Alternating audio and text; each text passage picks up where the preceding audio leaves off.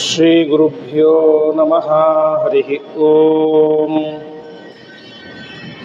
ಶ್ರೀಮಲ್ಲಕ್ಷ್ಮೀ ನೃಸಿಂಹಸ್ಯ ಶ್ರಿಯಂ ದಿಶತು ಮೇನಕಃ ಸ್ವಭಕ್ತಾಭೀಷ್ಟದಾನಾಯ ಸಮುಪಾತ್ತದಶಾಕೃತೇಃ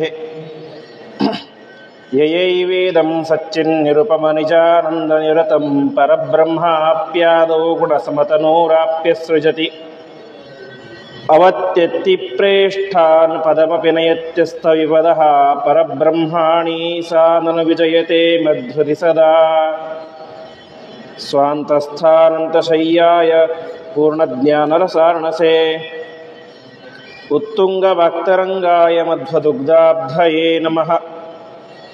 ಶ್ರೀಮತೋ ರಾಘವೇಂದ್ರಸ್ಯ ನಮಾಮಿ ಪದಪಂಕಜೇ ಕಾಮಿತಾಶೇಷಕಲ್ಯಾಣಕಲನಾಕಲ್ಪಪಾದಪೌ ವಿಷ್ಣುತೀರ್ಥಕಲ್ಪವೃಕ್ಷೋ ವಿಷ್ಣುತೀರ್ಥಶ್ಚ ಕಾಮಧುಕ್ ಚಿಂತಾಮಣಿರ್ವಿಷ್ಣುತೀರ್ಥೋ ಯತೀಂದ್ರಃ ಸರ್ವಕಾಮದಃ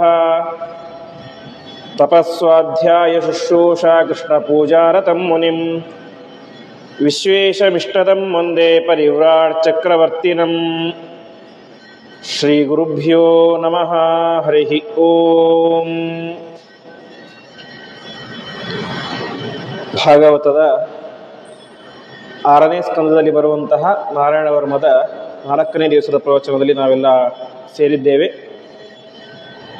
ನಿನ್ನೆಯ ಪ್ರವಚನದಲ್ಲಿ ಕೇಳಿದಂತೆ ವಿಶೇಷವಾಗಿ ಮಾಂಕೇಶವೋ ಗದಯಾ ಪ್ರಾತರವ್ಯಾತ್ ಗೋವಿಂದ ಆಸಂಗವ ಆತ್ತವೇಣು ನಾರಾಯಣ ಪ್ರಾಷ್ಣ ಉದಾತ್ತ ಶಕ್ತಿ ಮಧ್ಯಂದಿನಿ ವಿಷ್ಣು ರವೀಂದ್ರ ಪ್ರಾಣಿ ಅಂತ ಕೇಶವಾದಿ ರೂಪಗಳಲ್ಲಿ ಪ್ರಾರಂಭದ 4 ರೂಪಗಳು, ಕೇಶವ, ನಾರಾಯಣ, ಮಾಧವ ಮತ್ತು ಗೋವಿಂದ ಎನ್ನುವಂತಹ 4 ರೂಪಗಳಲ್ಲಿ ಬೆಳಗಿನ ಜಾವದಲ್ಲಿ ಅರುಣೋದಯ ಕಾಲದಲ್ಲಿ ನಮ್ಮನ್ನು ವಿಶೇಷವಾಗಿ ರಕ್ಷಣೆ ಮಾಡು ಎಂಬುದಾಗಿ ಪ್ರಾರ್ಥನೆ ಮಾಡಲಾಗಿತ್ತು. ಮುಂದಿನ ರೂಪಗಳು ದೇವೋಪರಾಹ್ಣೇ ಮಧುಹೋಗ್ರದನ್ವಾ ಸಾಯಂ ತ್ರಿಧಾಮಾವತು ಮಾಧವೋ ಮಾಂ ದೋಷೇ ಹೃಷಿಕೇಶ ಉತಾರ್ಧರಾತ್ರೆ ನಿಶೀಥ ಏಕೋವತು ಪದ್ಮನಾಭಃ ಅಂತ. ಮುಂದಿನ ಪ್ರಾರ್ಥನೆ ವಿಶೇಷವಾಗಿ ಮಧುಸೂದನ ರೂಪಿಯಾದಂತಹ ಪರಮಾತ್ಮನಲ್ಲಿ ಮಾಡುವಂತಹ ಪ್ರಾರ್ಥನೆ. ಅದಕ್ಕೆ ಹೇಳ್ತಾ ಇದ್ದಾರೆ, ದೇವೋಪರಾಹ್ಣೇ ಮಧುಹ ಉಗ್ರಧನ್ವಾ ಅಂತ. ಮಧು ಎಂಬಂತಹ ದೈತ್ಯರನ್ನು ಸಂಹಾರ ಮಾಡಿದಂತಹ, ಅಷ್ಟು ಮಾತ್ರ ಅಲ್ಲ, ಉಗ್ರಧನ್ವ ಪರಮಾತ್ಮ ಕೈಯಲ್ಲಿ ಒಂದು ಬಿಲ್ಲನ್ನು ಹಿಡಿದುಕೊಂಡಿದ್ದಾನೆ. ಪರಮಾತ್ಮನಿಗೆ ಶಾರ್ಂಗಪಾಣಿ ಅಂತ ಹೆಸರು. ಯಾಕೆ ಈ ಹೆಸರು ಅಂತಂದರೆ, ಪರಮಾತ್ಮ ತನ್ನ ಕೈಯಲ್ಲಿ ಶಾರ್ಂಗ ಎಂಬಂತಹ ಧನುಸ್ಸನ್ನು ಧಾರಣೆ ಮಾಡಿದ್ದಾನೆ. ಅದರ ಉದ್ದೇಶ ಏನು? ಎಲ್ಲ ದುಷ್ಟರನ್ನು ಕೂಡ ನಿಗ್ರಹ ಮಾಡುವ ಒಂದು ಕಾರಣಕ್ಕೋಸ್ಕರ ಪರಮಾತ್ಮ ವಿಶೇಷವಾಗಿ ತನ್ನ ಕೈಯಲ್ಲಿ ಶಾರ್ಂಗ ಎಂಬಂಥ ಧನುಸ್ಸನ್ನು ಹಿಡಿದಿದ್ದಾನೆ. ಅಂತಹ ಶಾರ್ಂಗ ಧನುಸ್ಸನ್ನು ಧಾರಣೆ ಮಾಡಿದಂತಹ, ಮಧು ಎಂಬಂತಹ ದೈತ್ಯರನ್ನು ಸಂಹಾರ ಮಾಡಿದಂತಹ ಪರಮಾತ್ಮ ನಮ್ಮನ್ನು ವಿಶೇಷವಾಗಿ ಅಪರಾಹ್ನ ಕಾಲದಲ್ಲಿ ರಕ್ಷಣೆ ಮಾಡಲಿ ಅಂತ ಹೇಳ್ತಾ ಇದ್ದಾರೆ. ಅಪರಾಹ್ನ ಕಾಲ ಅಂತಂದರೆ 2 ಗಂಟೆ, ಅರ್ಥಾತ್ ಮಧ್ಯಾಹ್ನ 2 ಗಂಟೆ ಮೇಲಿನ ಸಮಯಕ್ಕೆ ಅಪರಾಹ್ನ ಎಂಬುದಾಗಿ ಹೆಸರು. ಆ ಸಂದರ್ಭದಲ್ಲಿ ವಿಶೇಷವಾಗಿ ಆಗ ತಾನೇ ಊಟ ಆಗಿರುತ್ತೆ. ಊಟ ಆದ ಮೇಲೆ ಸಾಮಾನ್ಯವಾಗಿ ಏನು ಮಾಡ್ತೇವೆ, ಚೆನ್ನಾಗಿ ನಿದ್ದೆ ಮಾಡಿಬಿಡ್ತೇವೆ. ಅದಕ್ಕೆ ಹೇಳ್ತಾ ಇದ್ದಾರೆ, ಮಧುಸೂದನ ಎಂಬಂತಹ ಪರಮಾತ್ಮನ ರೂಪ ನಮ್ಮನ್ನು ವಿಶೇಷವಾಗಿ ಅಪರಾಹ್ನ ಕಾಲದಲ್ಲಿ ರಕ್ಷಣೆ ಮಾಡಲಿ. ರಕ್ಷಣೆ ಅಂದರೆ ಏನು? ಶಾಸ್ತ್ರದಲ್ಲಿ ಹೇಳುವಂತೆ ಆ ಅಪರಾಹ್ನದ ಸಂದರ್ಭದಲ್ಲಿ ವಿಶೇಷವಾಗಿ ಶಾಸ್ತ್ರಗಳ ಚಿಂತನೆ ಮಾಡಬೇಕು ಎಂಬುದಾಗಿ ಹೇಳುತ್ತೆ. ಅರ್ಥಾತ್ ಕೇಳಿದ್ದನ್ನು ಮತ್ತೆ ಮತ್ತೆ ಮೆಲುಕು ಹಾಕೋದು. ಒಂದು ಸಲ ಕೇಳಿದ ಮಾತ್ರಕ್ಕೆ ಯಾವುದೂ ಕೂಡ ನಮಗೆ ಅರ್ಥ ಆಗೋದಿಲ್ಲ. ಅದು ನಮಗೆ ಪೂರ್ತಿಯಾಗಿ ಅರ್ಥ ಆಗಬೇಕು ಅಂತಂದರೆ ಮತ್ತೆ ಮತ್ತೆ ಅದನ್ನು ಚಿಂತನೆ ಮಾಡ್ತಾ ಇದ್ದಾಗ, ಒಳಗಡೆ ಚಿಂತನೆ ಮಾಡ್ತಾ ಇದ್ದಾಗ ಅದೇನಾಗುತ್ತೆ, ನಮಗೆ ಗಟ್ಟಿಯಾಗಿ ಉಳಿಯುತ್ತೆ. ಆ ರೀತಿಯಾಗಿ ಅಪರಾಹ್ನ ಸಂದರ್ಭದಲ್ಲಿ ವಿಶೇಷವಾಗಿ ಅಧ್ಯಯನ ಮಾಡಿದಂತಹ ಗ್ರಂಥಗಳನ್ನು, ಶ್ರವಣ ಮಾಡಿದಂತಹ ವಿಚಾರಗಳನ್ನು ಮತ್ತೆ ಮತ್ತೆ ಮೆಲುಕು ಹಾಕಬೇಕು ಎಂಬುದಾಗಿ ಶಾಸ್ತ್ರ ಹೇಳುತ್ತೆ. ಹಾಗಾಗಿ ಆ ಸಂದರ್ಭದಲ್ಲಿ ನಮ್ಮನ್ನು ವಿಶೇಷವಾಗಿ ಪರಮಾತ್ಮ ಶಾಸ್ತ್ರ ಚಿಂತನೆಗೆ ಪ್ರೇರಣೆಯನ್ನು ಮಾಡಲಿ ಎಂಬುದಾಗಿ ಮಧುಸೂದನ ರೂಪಿಯಾದಂತಹ ಪರಮಾತ್ಮನ ಹತ್ತಿರ ಪ್ರಾರ್ಥನೆಯನ್ನು ಮಾಡಬೇಕು. ಆಮೇಲೆ ಸಾಯಂ ತ್ರಿಧಾಮಾವತು ಮಾಧವೋ ಮಾಂ ಎಂಬುದಾಗಿ ಸಾಯಂಕಾಲ ಅಂತಂದರೆ 5:30 6 ಗಂಟೆಯ ಆ ಒಂದು ಸಂದರ್ಭಕ್ಕೆ ಸಾಯಂಕಾಲ ಎಂಬುದಾಗಿ ಹೇಳ್ತಾರೆ. ಆ ಸಾಯಂಕಾಲದಲ್ಲಿ ವಿಶೇಷವಾಗಿ ಮಾಧವ ರೂಪಿಯಾದಂತಹ ಪರಮಾತ್ಮ ನಮ್ಮನ್ನು ಕಾಪಾಡಲಿ ಅಂತ ಚಿಂತನೆ. ಮಾಧವ ಅದಕ್ಕೆ ಹೇಳ್ತಾ ಇದ್ದಾರೆ, ತ್ರಿಧಾಮಾವತು ಮಾಧವೋ ಮಾಂ ಅಂತ. ನಮಗೆಲ್ಲ ಒಂದು ಮನೆ ಇರುತ್ತೆ, ಪರಮಾತ್ಮನಿಗೆ ಹಾಗಲ್ಲ. ತ್ರಿಧಾಮ, ಪರಮಾತ್ಮನಿಗೆ 3 ಮನೆಗಳಂತೆ. ಯಾವುದು? ಶ್ವೇತದ್ವೀಪ, ಅನಂತಾಸನ, ವೈಕುಂಠ ಎನ್ನುವಂತಹ 3 ಲೋಕಗಳಲ್ಲಿ ವಿಶೇಷವಾಗಿ ತನ್ನ ರೂಪಗಳಿಂದ ವಿಹಾರ ಮಾಡ್ತಾ ಇರುವಂಥವನು ಪರಮಾತ್ಮ. ಅಂತಹ ಮಾಧವ, ಮಾಧವ ಶಬ್ದಕ್ಕೆ ಅರ್ಥ ಯಾರ, ಮಾ ಅಂತಂದರೆ ಜ್ಞಾನ ಅಂತ ಒಂದು ಅರ್ಥ ಇದೆ. ಯಾರ ಜ್ಞಾನ, ಧವ, ಧವ ಅಂತಂದರೆ ನಾವು ನೋಡ್ತೇವೆ ಸೋದೆಯಲ್ಲಿ ಧವಳಗಂಗೆ ಅಂತ ಇದೆ. ಧವಳ ಅಂದರೆ ಬಿಳಿ, ಶುದ್ಧ, ಕ್ಲೀನ್ ಅಂತ ಅರ್ಥ. ಯಾರ ಜ್ಞಾನ ಶುದ್ಧವಾಗಿದೆಯೋ ಅವನು ಮಾಧವ. ಯಾರ ಜ್ಞಾನ ಪರಿಶುದ್ಧವಾಗಿ ಇದೆಯೋ, ಯಾರಲ್ಲಿ ಅಜ್ಞಾನದ ಕಿಂಚಿತ್ ಲೇಪವೂ ಇಲ್ಲೋ ಅವನು ಮಾಧವ ಅಂತ ಒಂದು ಅರ್ಥ. ಇನ್ನೊಂದು ಅರ್ಥ ಮಾಯಾಹ ಧವಃ ಮಾಧವ ಅಂತ. ಅಂತಂದರೆ ಲಕ್ಷ್ಮೀದೇವಿ, ಆ ಲಕ್ಷ್ಮೀದೇವಿಯ ಪತಿಯಾಗಿದ್ದಾನೆ ಪರಮಾತ್ಮ. ಹಾಗಾಗಿ ಪರಮಾತ್ಮನಿಗೆ ಮಾಧವ ಎಂಬುದಾಗಿ ಹೆಸರು ಅಂತ ಶಾಸ್ತ್ರ ನಮಗೆ ತಿಳಿಸುತ್ತೆ. ಹೀಗೆ ಅನೇಕ ರೀತಿಯಾದ ಅರ್ಥಗಳಿದ್ದಾವೆ. ಅಂತಹ ಮಾಧವ ರೂಪಿಯಾದಂತಹ ಪರಮಾತ್ಮ ನಮ್ಮನ್ನ ಸಾಯಂಕಾಲದಲ್ಲಿ ರಕ್ಷಣೆ ಮಾಡಲಿ ಅಂತ. ಸಾಯಂಕಾಲ ಅಂತಂದರೆ ಅದು ಎಲ್ಲ ದೇವಾನುದೇವತೆಗಳು ಕೂಡ ಸೇರಿ ವಿಹಾರ ಮಾಡುವಂಥ ಸಂದರ್ಭ.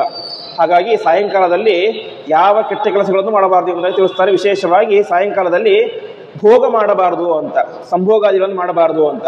ನಾವು ಭಾಗವತದ ಕಥೆಯನ್ನು ಕೇಳಿದಾಗ ಗೊತ್ತಾಗುತ್ತೆ. ದಿತಿದೇವಿ ಕಶ್ಯಪ ಋಷಿಗಳ ಹೆಂಡತಿ. ಆ ಕಶ್ಯಪ ಋಷಿಗಳ ಹೆಂಡತಿ ದಿತಿದೇವಿ ಕಶ್ಯಪರನ್ನ ಫೋರ್ಸ್ ಮಾಡ್ತಾಳೆ. ಅವಳಿಗೆ ಕಾಮದ ಬಯಕೆಯಾಗುತ್ತೆ ಸಾಯಂಕಾಲದ ಸಂದರ್ಭದಲ್ಲಿ. ಇಬ್ಬರು ಕೂಡ ಸೇರೋಣ ಅಂತ ಹೇಳ್ತಾಳೆ. ಆವಾಗ ಕಶ್ಯಪರು ಹೇಳ್ತಾರೆ, ಇದು ಸಾಯಂಕಾಲ ಸಂಧ್ಯಾ ವಂದನಾದಿಗಳನ್ನು ಮಾಡುವಂಥ ಸಂದರ್ಭ, ಪರಮ ಪುಣ್ಯಕರವಾದಂತಹ ಕಾಲ. ಹಾಗಾಗಿ ಈ ಸಂದರ್ಭದಲ್ಲಿ ದೇವಾನುದೇವತೆಗಳು ಆಕಾಶ ವರ್ಗದಲ್ಲಿ ಸಂಚಾರ ಮಾಡ್ತಾ ಇರ್ತಾರೆ. ಹಾಗಾಗಿ ಈ ಸಂದರ್ಭದಲ್ಲಿ ಭೋಗ ಯಾವುದು ಕೂಡ ಬೇಡ ಅಂತ ತಿರಸ್ಕಾರ ಮಾಡ್ತಾರೆ. ಎಷ್ಟು ಹೇಳಿದರೂ ಕೂಡ ದಿತಿದೇವಿ ಕೇಳೋದೇ ಇಲ್ಲ. ಬಲವಂತವಾಗಿ ಭೋಗವನ್ನು ಮಾಡಿದಾಗ ಸಾಯಂಕಾಲದಲ್ಲಿ ಭೋಗ ಮಾಡಿದ್ದರ ಪರಿಣಾಮವಾಗಿ ಹುಟ್ಟಿದಂತಹ ದುಷ್ಟ ಮಕ್ಕಳೇ ಯಾರು? ಹಿರಣ್ಯಾಕ್ಷ, ಹಿರಣ್ಯಕಶಿಪು ಅಂತ. ಹಾಗಾಗಿ ಸಾಯಂಕಾಲ ಅದು ಪರಮ ಪಾವನವಾದಂತಹ ಕಾಲ. ಆ ಸಂದರ್ಭದಲ್ಲಿ ಮಾಡಿದಂತಹ ವಿಶೇಷವಾಗಿ ಭಜನೆ, ಸಂಕೀರ್ತನೆ, ಪ್ರವಚನಾದಿಗಳ ಶ್ರವಣ, ಇದಕ್ಕೆಲ್ಲದಕ್ಕೂ ಕೂಡ ವಿಶೇಷವಾದಂಥ ಮಹತ್ವವನ್ನು ನಮಗೆ ಶಾಸ್ತ್ರ ತಿಳಿಸುತ್ತೆ. ಹಾಗಾಗಿ ಆ ಸಂದರ್ಭದಲ್ಲಿ ಸಾಯಂಕಾಲದಲ್ಲಿ ಕೆಟ್ಟ ಕೆಲಸಗಳ ಕಡೆಗೆ ನಮ್ಮ ಗಮನ ಹೋಗದೇ ಇರುವಂತೆ ಮಾಧವ ರೂಪಿಯಾದಂತಹ ಪರಮಾತ್ಮ, ಶುದ್ಧ ಜ್ಞಾನ ಸ್ವರೂಪಿಯಾದಂತಹ ಪರಮಾತ್ಮ ನಮಗೂ ಕೂಡ ಶುದ್ಧ ಜ್ಞಾನವನ್ನು ಕೊಡಲಿ. ನೋಡಿ, ಮಾಧವ ಲಕ್ಷ್ಮೀಪತಿ. ಸಾಯಂಕಾಲ ನಾವೇನು ಹೇಳ್ತೇವೆ? ಸಾಯಂಕಾಲ ಬಾಗಿಲೆಲ್ಲ ಮುಚ್ಚಬೇಡಿ, ಯಾಕೆ? ಲಕ್ಷ್ಮೀ ಬರುವಂತಹ ಸಂದರ್ಭ ಅಂತ. ಹಾಗಾಗಿ ಆ ಲಕ್ಷ್ಮೀಪತಿಯಾದಂತಹ ಪರಮಾತ್ಮ, ಮಾಧವ ರೂಪಿಯಾದಂತಹ ಪರಮಾತ್ಮ ನಮ್ಮನ್ನ ಸಾಯಂಕಾಲದಲ್ಲಿ ರಕ್ಷಣೆ ಮಾಡಲಿ, ಒಳ್ಳೆ ಕೆಲಸಗಳನ್ನು ಮಾಡುವಂತೆ ಪ್ರೇರಣೆ ಮಾಡಲಿ ಅಂತ ಪ್ರಾರ್ಥನೆ. ಅದಾದ ಮೇಲೆ ದೋಷೇ ಹೃಷಿಕೇಶ ಉತ ಅರ್ಧರಾತ್ರಿ. ದೋಷ ಅಂದರೆ ಪ್ರದೋಷ ಕಾಲ ಅಂತ. ಪ್ರದೋಷ ಕಾಲ ಅಂತಂದರೆ ಈ ಒಂದು ಯಾವ ರಾತ್ರಿ 9 ಗಂಟೆಯ ಮೇಲಿನ ಸಂದರ್ಭ. ಆ ಸಂದರ್ಭವನ್ನು ಕೂಡ ನಾವು ವ್ಯರ್ಥ ಮಾಡಬಾರ್ದು ಅಂತ ತಿಳಿಸ್ತಾ ಇದ್ದಾರೆ. ದೋಷೇ ಹೃಷಿಕೇಶ ಉತ ಅರ್ಧರಾತ್ರಿ. ಅಲ್ಲಿ ಸಾಮಾನ್ಯವಾಗಿ ರಾತ್ರಿ ಅಂತಂದರೆ ಆ ಒಂದು ಭೋಗದ ಸಂದರ್ಭ, ಯಥೇಚ್ಛವಾಗಿ ತಿನ್ನೋದು, ಉಣ್ಣೋದು ಇತ್ಯಾದಿಗಳನ್ನು ಮಾಡುವಂಥ ಭೋಗದ ಸಂದರ್ಭ. ಹಾಗಾಗಿ ಆ ರಾತ್ರಿಯ ಆ ಒಂದು ಸಂದರ್ಭವನ್ನು ಸುಮ್ಮನೆ ಭೋಗ ಮಾಡ್ತಾ ಕಳಿಬೇಡಿ.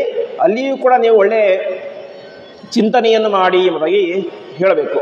ಅದಕ್ಕೆ ನಿಯಮನ ಮಾಡೋದು ಯಾರು? ಹೃಷಿಕೇಶ ರೂಪಿಯಾದಂತಹ ಪರಮಾತ್ಮನ ಪ್ರಾರ್ಥನೆ ಮಾಡಬೇಕು ಅಂತೆ. ಹೃಷಿಕೇಶ ಶಬ್ದಕ್ಕೆ ಅರ್ಥ ಏನು? ಹೃಷಿಕ ಅಂತಂದರೆ ಇಂದ್ರಿಯಗಳು, ಇಂದ್ರಿಯಗಳಿಗೆ ಒಡೆಯನಾದಂಥವನು ಪರಮಾತ್ಮ ಅಂತ. ಹಾಗಾಗಿ ರಾತ್ರಿಯ ಸಂದರ್ಭದಲ್ಲಿ ನಮ್ಮ ಗಮನ, ನಮ್ಮ ಇಂದ್ರಿಯಗಳ ಗಮನ ಕೆಟ್ಟ ಕೆಲಸದ ಕಡೆಗೆ ಹೋಗದಿರಲಿ ಎಂಬುದಾಗಿ ಹೃಷಿಕೇಶ ರೂಪಿಯಾದಂತಹ ಪರಮಾತ್ಮನ ಹತ್ತಿರ ನಾವು ವಿಶೇಷವಾಗಿ ಪ್ರಾರ್ಥನೆಯನ್ನು ಮಾಡಬೇಕು ಅಂತ ದೋಷೇ ಹೃಷಿಕೇಶ ಎಂಬುದಾಗಿ ಹೇಳ್ತಾ ಇದ್ದಾರೆ. ಅದಾದ ಮೇಲೆ ಉತ ಅರ್ಧರಾತ್ರೆ ಪದ್ಮನಾಭ ಮಾಂ ಅವತು. ಅದಾದ ಮೇಲೆ ರಾತ್ರಿಯ ಮಧ್ಯರಾತ್ರಿಯ ಸಂದರ್ಭದಲ್ಲಿ ವಿಶೇಷವಾಗಿ ಪದ್ಮನಾಭ ರೂಪಿಯಾದಂತಹ ಪರಮಾತ್ಮ ನಮ್ಮನ್ನ ರಕ್ಷಣೆ ಮಾಡಲಿ ಅಂತ. ಮಧ್ಯರಾತ್ರಿಯಲ್ಲಿ ರಕ್ಷಣೆ ಯಾವುದರಿಂದಾಗಿ? ದುಸ್ವಪ್ನಗಳು ಬೀಳ್ತಾ ಇರ್ತವೆ, ಇನ್ನು ಹೆದರಿಕೆ ಆಗ್ತಾ. ಕೆಲವೊಬ್ಬರಿಗೆ ರಾತ್ರಿ ಅಂತಂದ್ರೆ ಏನೋ ಒಂಥರ ಅಗೋಚರವಾದ ಹೆದರಿಕೆ, ಸುತ್ತಮುತ್ತಲು ಏನೂ ಇರೋದಿಲ್ಲ, ಎಲ್ಲ ವಾತಾವರಣ ಚೆನ್ನಾಗೇ ಇರುತ್ತೆ. ಆದರೂ ಕೂಡ ಏನೋ ಒಂದು ಹೇಳ್ಕೊಳ್ಳೋದಕ್ಕೆ ಆಗದೇ ಇರುವಂಥ ಹೆದರಿಕೆ ಆಗ್ತಾ ಇರುತ್ತೆ. ಆಮೇಲೆ ದುಸ್ವಪ್ನಗಳ ಹೆದರಿಕೆ ಇರುತ್ತೆ. ಹೀಗೆ ಮಧ್ಯರಾತ್ರಿಯಲ್ಲಿ ಅನೇಕ ರೀತಿಯಾದಂಥ ಹೆದರಿಕೆಗಳು ಬರುವಂತಹ ಸಾಧ್ಯತೆಗಳಿರ್ತವೆ. ಆ ಎಲ್ಲ ಹೆದರಿಕೆಗಳಿಂದಲೂ ಕೂಡ ವಿಶೇಷವಾಗಿ ನಮ್ಮನ್ನು ಪದ್ಮನಾಭ ರೂಪಿಯಾದಂತಹ ಪರಮಾತ್ಮ ರಕ್ಷಣೆ ಮಾಡಲಿ ಎಂಬುದಾಗಿ ಪ್ರಾರ್ಥನೆ ಮಾಡಬೇಕು. ಮುಂದೆ ಶ್ರೀವತ್ಸಲಕ್ಷ್ಮ ಅಪರ ರಾತ್ರ ಈಶಃ ಪ್ರತ್ಯೂಷ ಈಶೋಸಿ ಧರೋ ವರ ಜನಾರ್ದನ ದಾಮೋದರೋವ್ಯ ಧರು ಸಂಧ್ಯಂ ಪ್ರಭಾತೆ ವಿಷ್ಣು ಶ್ರೀಮಾನ್ ಭಗವಾನ್ ಕಾಲಮೂರ್ತಿ ಎಂಬುದಾಗಿ. ಆಮೇಲೆ ಅಪರರಾತ್ರ ಅಂತ. ಅಪರರಾತ್ರ ಅಂತಂದ್ರೆ ಅರುಣೋದಯ ಸಮಯಕ್ಕಿಂತ ಮುಂಚಿನ ಸಮಯ. ಅರುಣೋದಯ ಸಂದರ್ಭಕ್ಕೆ ಸರಿಯಾಗಿ ಸ್ನಾನ ಆಗಿರಬೇಕು. ಸ್ನಾನ ಆಗಬೇಕಂದ್ರೆ ಹೇಳೋದು ಯಾವಾಗ? ಅರುಣೋದಯಕ್ಕಿಂತ ಮುಂಚೆ ಎದ್ದು ಶೌಚಾದಿಗಳನ್ನು ಮುಗಿಸಿಕೊಂಡು ಸ್ನಾನಕ್ಕೆ ಸಿದ್ಧರಾಗಿರ್ಬೇಕು ನಾವು. ಹಾಗಾಗಿ ಅಪರರಾತ್ರ ಅರ್ಥಾತ್ ಅರುಣೋದಯಕ್ಕಿಂತ ಮುಂಚಿನ ಸಂದರ್ಭದಲ್ಲಿ ನಮ್ಮನ್ನು ವಿಶೇಷವಾಗಿ ಶ್ರೀವತ್ಸಲಕ್ಷ್ಮ, ಎದೆಯಲ್ಲಿ ಲಕ್ಷ್ಮೀದೇವಿಯನ್ನು ಹೊತ್ತುಕೊಂಡಂತಹ ಶ್ರೀವತ್ಸ ಚಿಹ್ನೆ ಇರುವಂತಹ ಯಾವ ಶ್ರೀಧರ ರೂಪಿಯಾದಂತಹ ಪರಮಾತ್ಮ ನಮ್ಮನ್ನು ಕಾಪಾಡಲಿ ಎಂಬುದಾಗಿ ಪ್ರಾರ್ಥನೆ ಮಾಡಬೇಕು. ಅದಾದ ಮೇಲೆ ಪ್ರತ್ಯೂಷ ಈಶೋಸಿ ಧರೋವರ ಜನಾರ್ದನ ಎಂಬುದಾಗಿ. ಆಮೇಲೆ ಅರುಣೋದಯ ಸಂದರ್ಭ, ಅರುಣೋದಯ ಕಾಲದಲ್ಲಿ ವಿಶೇಷವಾಗಿ ಜನಾರ್ದನ ರೂಪಿಯಾದಂತಹ ಪರಮಾತ್ಮನನ್ನ ಚಿಂತನೆ ಮಾಡಬೇಕು ಅಂತ ಹೇಳ್ತಾ ಇದ್ದಾರೆ. ಯಾಕೆ ಅಂತಂದರೆ ಅದಕ್ಕೆ ಹೆಸರೇನು? ಪರಮಾತ್ಮನಿಗೆ ಜನಾರ್ದನ ಅಂತ. ಅಂದರೆ ಜನ್ಮಗಳನ್ನೇ ನಾಶ ಮಾಡುವಂಥವ್ರು, ನಮಗೆ ಮತ್ತೊಮ್ಮೆ ಜನ್ಮ ಬರದೇ ಇರುವಂತೆ ನಾಶ ಮಾಡುವವನು ಯಾರು? ಅದು ಪರಮಾತ್ಮ. ಅದಕ್ಕೆ ದಾಸರ ಒಂದು ಪದ್ಯ ಇದೆ, ಕರ್ಮವೇ ತಾರಕವು ಅಂತ. ಜೀವರಿಗೆಲ್ಲ ಕರ್ಮವೇ ತಾರಕವು. ನಾನು ಮೊನ್ನೆ ನೋಡಿದ್ವಿ, ಕರ್ಮ ನಮಗೆ ಬಂಧಕ ಆಗುತ್ತೆ, ತಾರಕ ಆಗೋದಿಲ್ಲ ಅಂತ. ಅದಕ್ಕೆ ಕರ್ಮ ಯಾವಾಗ ತಾರಕ ಆಗುತ್ತೆ, ಯಾವಾಗ ಬಂಧಕ ಆಗುತ್ತೆ ಅಂತಂದರೆ, ಕರ್ಮವನ್ನು ನಾವು ಚೆನ್ನಾಗಿ ಅನುಸಂಧಾನ ಪೂರ್ವಕವಾಗಿ ಮಾಡಿದರೆ ಅದು ನಮ್ಮನ್ನು ಉದ್ಧಾರ ಮಾಡುತ್ತೆ. ಯಾವುದೇ ಅನುಸಂಧಾನ ಇಲ್ಲದೆ ಯಾವುದೋ ಒಂದು ಫಲವನ್ನು ಬಯಸಿ ಮಾಡಿದರೆ ಏನಾಗುತ್ತೆ? ಅದು ನಮಗೆ ಬಂಧಕ ಆಗುತ್ತೆ. ಆ ಒಂದು ಪದ್ಯದಲ್ಲಿ ಹೇಳ್ತಾರೆ, ಬಿಂಬರೂಪಿಯಾದಂತಹ ಪರಮಾತ್ಮ ನಮ್ಮ ತಲೆ ಮೇಲೆ ಇದ್ದಾನೆ ಅಂದುಕೊಂಡು ಅದನ್ನು ನಾವು ಮಾಡ್ತಾ ಇರುವಂತಹ ಸ್ನಾನ ಅಲ್ಲ, ನಮ್ಮ ಒಳಗಡೆ ಇರುವಂತಹ ಬಿಂಬರೂಪಿಯಾದಂತಹ ಪರಮಾತ್ಮನಿಗೆ ಮಾಡಿಸ್ತಾ ಇರುವಂತಹ ಸ್ನಾನ ಅಂತ ನಾವು ಭಾವಿಸಿ ಆ ಬೆಳಗಿನ ಜಾವದಲ್ಲಿ ಸ್ನಾನ ಮಾಡಿದರೆ ಏನಾಗುತ್ತೆ? ನಮ್ಮ ಎಲ್ಲ ಪಾಪಗಳು ಕೂಡ ಪರಿಹಾರ ಆಗ್ತವೆ. ಹಾಗೆ ಆ ಅರುಣೋದಯ ಕಾಲದಲ್ಲಿ ವಿಶೇಷವಾಗಿ ನಮ್ಮನ್ನ ಅಸಿಧರ, ಕೈಯಲ್ಲಿ ಖಡ್ಗವನ್ನ, ನಂದಕ ಎಂಬಂಥ ಖಡ್ಗವನ್ನು ಧಾರಣೆ ಮಾಡಿದಂತಹ ಪರಮಾತ್ಮ ನಮ್ಮನ್ನ ವಿಶೇಷವಾಗಿ ರಕ್ಷಣೆ ಮಾಡಲಿ, ಜನಾರ್ದನ ರೂಪಿಯಾದಂತಹ ಪರಮಾತ್ಮ ರಕ್ಷಣೆ ಮಾಡಲಿ ಎಂಬುದಾಗಿ ಪ್ರಾರ್ಥನೆ. ಆಮೇಲೆ ದಾಮೋದರೋ ವ್ಯಾತ್ ಅನುಸಂಧ್ಯಂ ಪ್ರಭಾತೆ. ಪ್ರಭಾತೆ ಅಂತಂದರೆ ವಿಶೇಷವಾಗಿ ಸಂಧ್ಯಾಕಾಲಕ್ಕಿಂತ ಮುಂಚಿನ ಸಂದರ್ಭ. ಸಾಮಾನ್ಯವಾಗಿ 4:15 ಅರುಣೋದಯ ಕಾಲ ಅಂತಂದರೆ ಅದಾಗಿ ಸುಮಾರು 1:30 ಗಂಟೆಗೆ ಸೂರ್ಯೋದಯ ಆಗುತ್ತೆ. ಆ ಸೂರ್ಯೋದಯ ಆಗುವುದಕ್ಕಿಂತ ಮುಂಚಿನ ಸಂದರ್ಭದಲ್ಲಿ ವಿಶೇಷವಾಗಿ ದಾಮೋದರ ರೂಪಿಯಾದಂತಹ ಪರಮಾತ್ಮ ನಮ್ಮನ್ನ ರಕ್ಷಣೆ ಮಾಡಲಿ ಎಂಬುದಾಗಿ ಪ್ರಾರ್ಥನೆ ಮಾಡಬೇಕು ಅಂತೆ. ಅದಾದ ಮೇಲೆ ವಿಷ್ಣು ಶ್ರೀಮಾನ್ ಭಗವಾನ್ ಕಾಲಮೂರ್ತಿ ಎಂಬುದಾಗಿ ಭಗವಂತನಾದಂತಹ ಯಾವ ವಿಷ್ಣು ವಾಸುದೇವ ರೂಪಿಯಾದಂತಹ ಪರಮಾತ್ಮ ನಮ್ಮನ್ನ ಬೆಳಗಿನ ಜಾವದಲ್ಲಿ ಅರ್ಥಾತ್ ಸೂರ್ಯೋದಯ ಆದ ನಂತರದ ಕಾಲದಲ್ಲಿ ನಮ್ಮನ್ನು ವಿಶೇಷವಾಗಿ ರಕ್ಷಣೆ ಮಾಡಲಿ ಅಂತ. ಒಟ್ಟಿನಲ್ಲಿ ಪರಮಾತ್ಮ ರಕ್ಷಣೆ ಮಾಡದೇ ಇರುವಂತಹ ಕಾಲವೇ ಇಲ್ಲ. ಪರಮಾತ್ಮನ ನಾವು ಕಾಲಾಂತರ್ಗತ ಕಾಲ ನಿಯಾಮಕ ಎಂಬುದಾಗಿ ಹೇಳ್ತೇವೆ. ಹೀಗೆ ಕಾಲರೂಪಿಯಾದಂತಹ ಪರಮಾತ್ಮ ನಮ್ಮನ್ನ ಪ್ರತಿಯೊಂದು ಕಾಲದಲ್ಲಿಯೂ ರಕ್ಷಣೆ ಮಾಡಬೇಕು ಅಂತ ವಿಶೇಷವಾಗಿ ಪ್ರಾರ್ಥನೆ ಮಾಡಬೇಕು. ಇಲ್ಲಿಗೆ ಪರಮಾತ್ಮನ ದಶಾವತಾರಗಳ ಚಿಂತನೆ ಮುಗೀತು. ಪರಮಾತ್ಮನ ಕಪಿಲ ದತ್ತಾತ್ರೇಯ ಮುಂತಾದಂತಹ ರೂಪಗಳ ಚಿಂತನೆಯೂ ಮುಗೀತು. ಕೇಶವಾದಿ 12 ನಾಮಗಳ ಚಿಂತನೆಯೂ ಮುಗೀತು. ಮುಂದೇನು? ಪರಮಾತ್ಮನ ಆಯುಧಗಳ ಚಿಂತನೆ, ಶಂಖಚಕ್ರ ಮುಂತಾದಂತಹ ಆಯುಧಗಳ ಹತ್ತಿರ ಪ್ರಾರ್ಥನೆ ಮಾಡುವಂತಹ ಭಾಗ ಪ್ರಾರಂಭ ಆಗುತ್ತೆ. ಚಕ್ರಂ ಯುಗಾಂತಾನಲ ತಿಗ್ಮನೇಮಿ ಭ್ರಮನ್ ಸಮಂತಾತ್ ಭಗವತ್ ಪ್ರಯುಕ್ತಂ ದಂದಗ್ಧಿ ಸೈನ್ಯಮಾಶು ಕಕ್ಷಂ ಯಥಾ ವಾತಸಕೋ ಹುತಾಶಃ.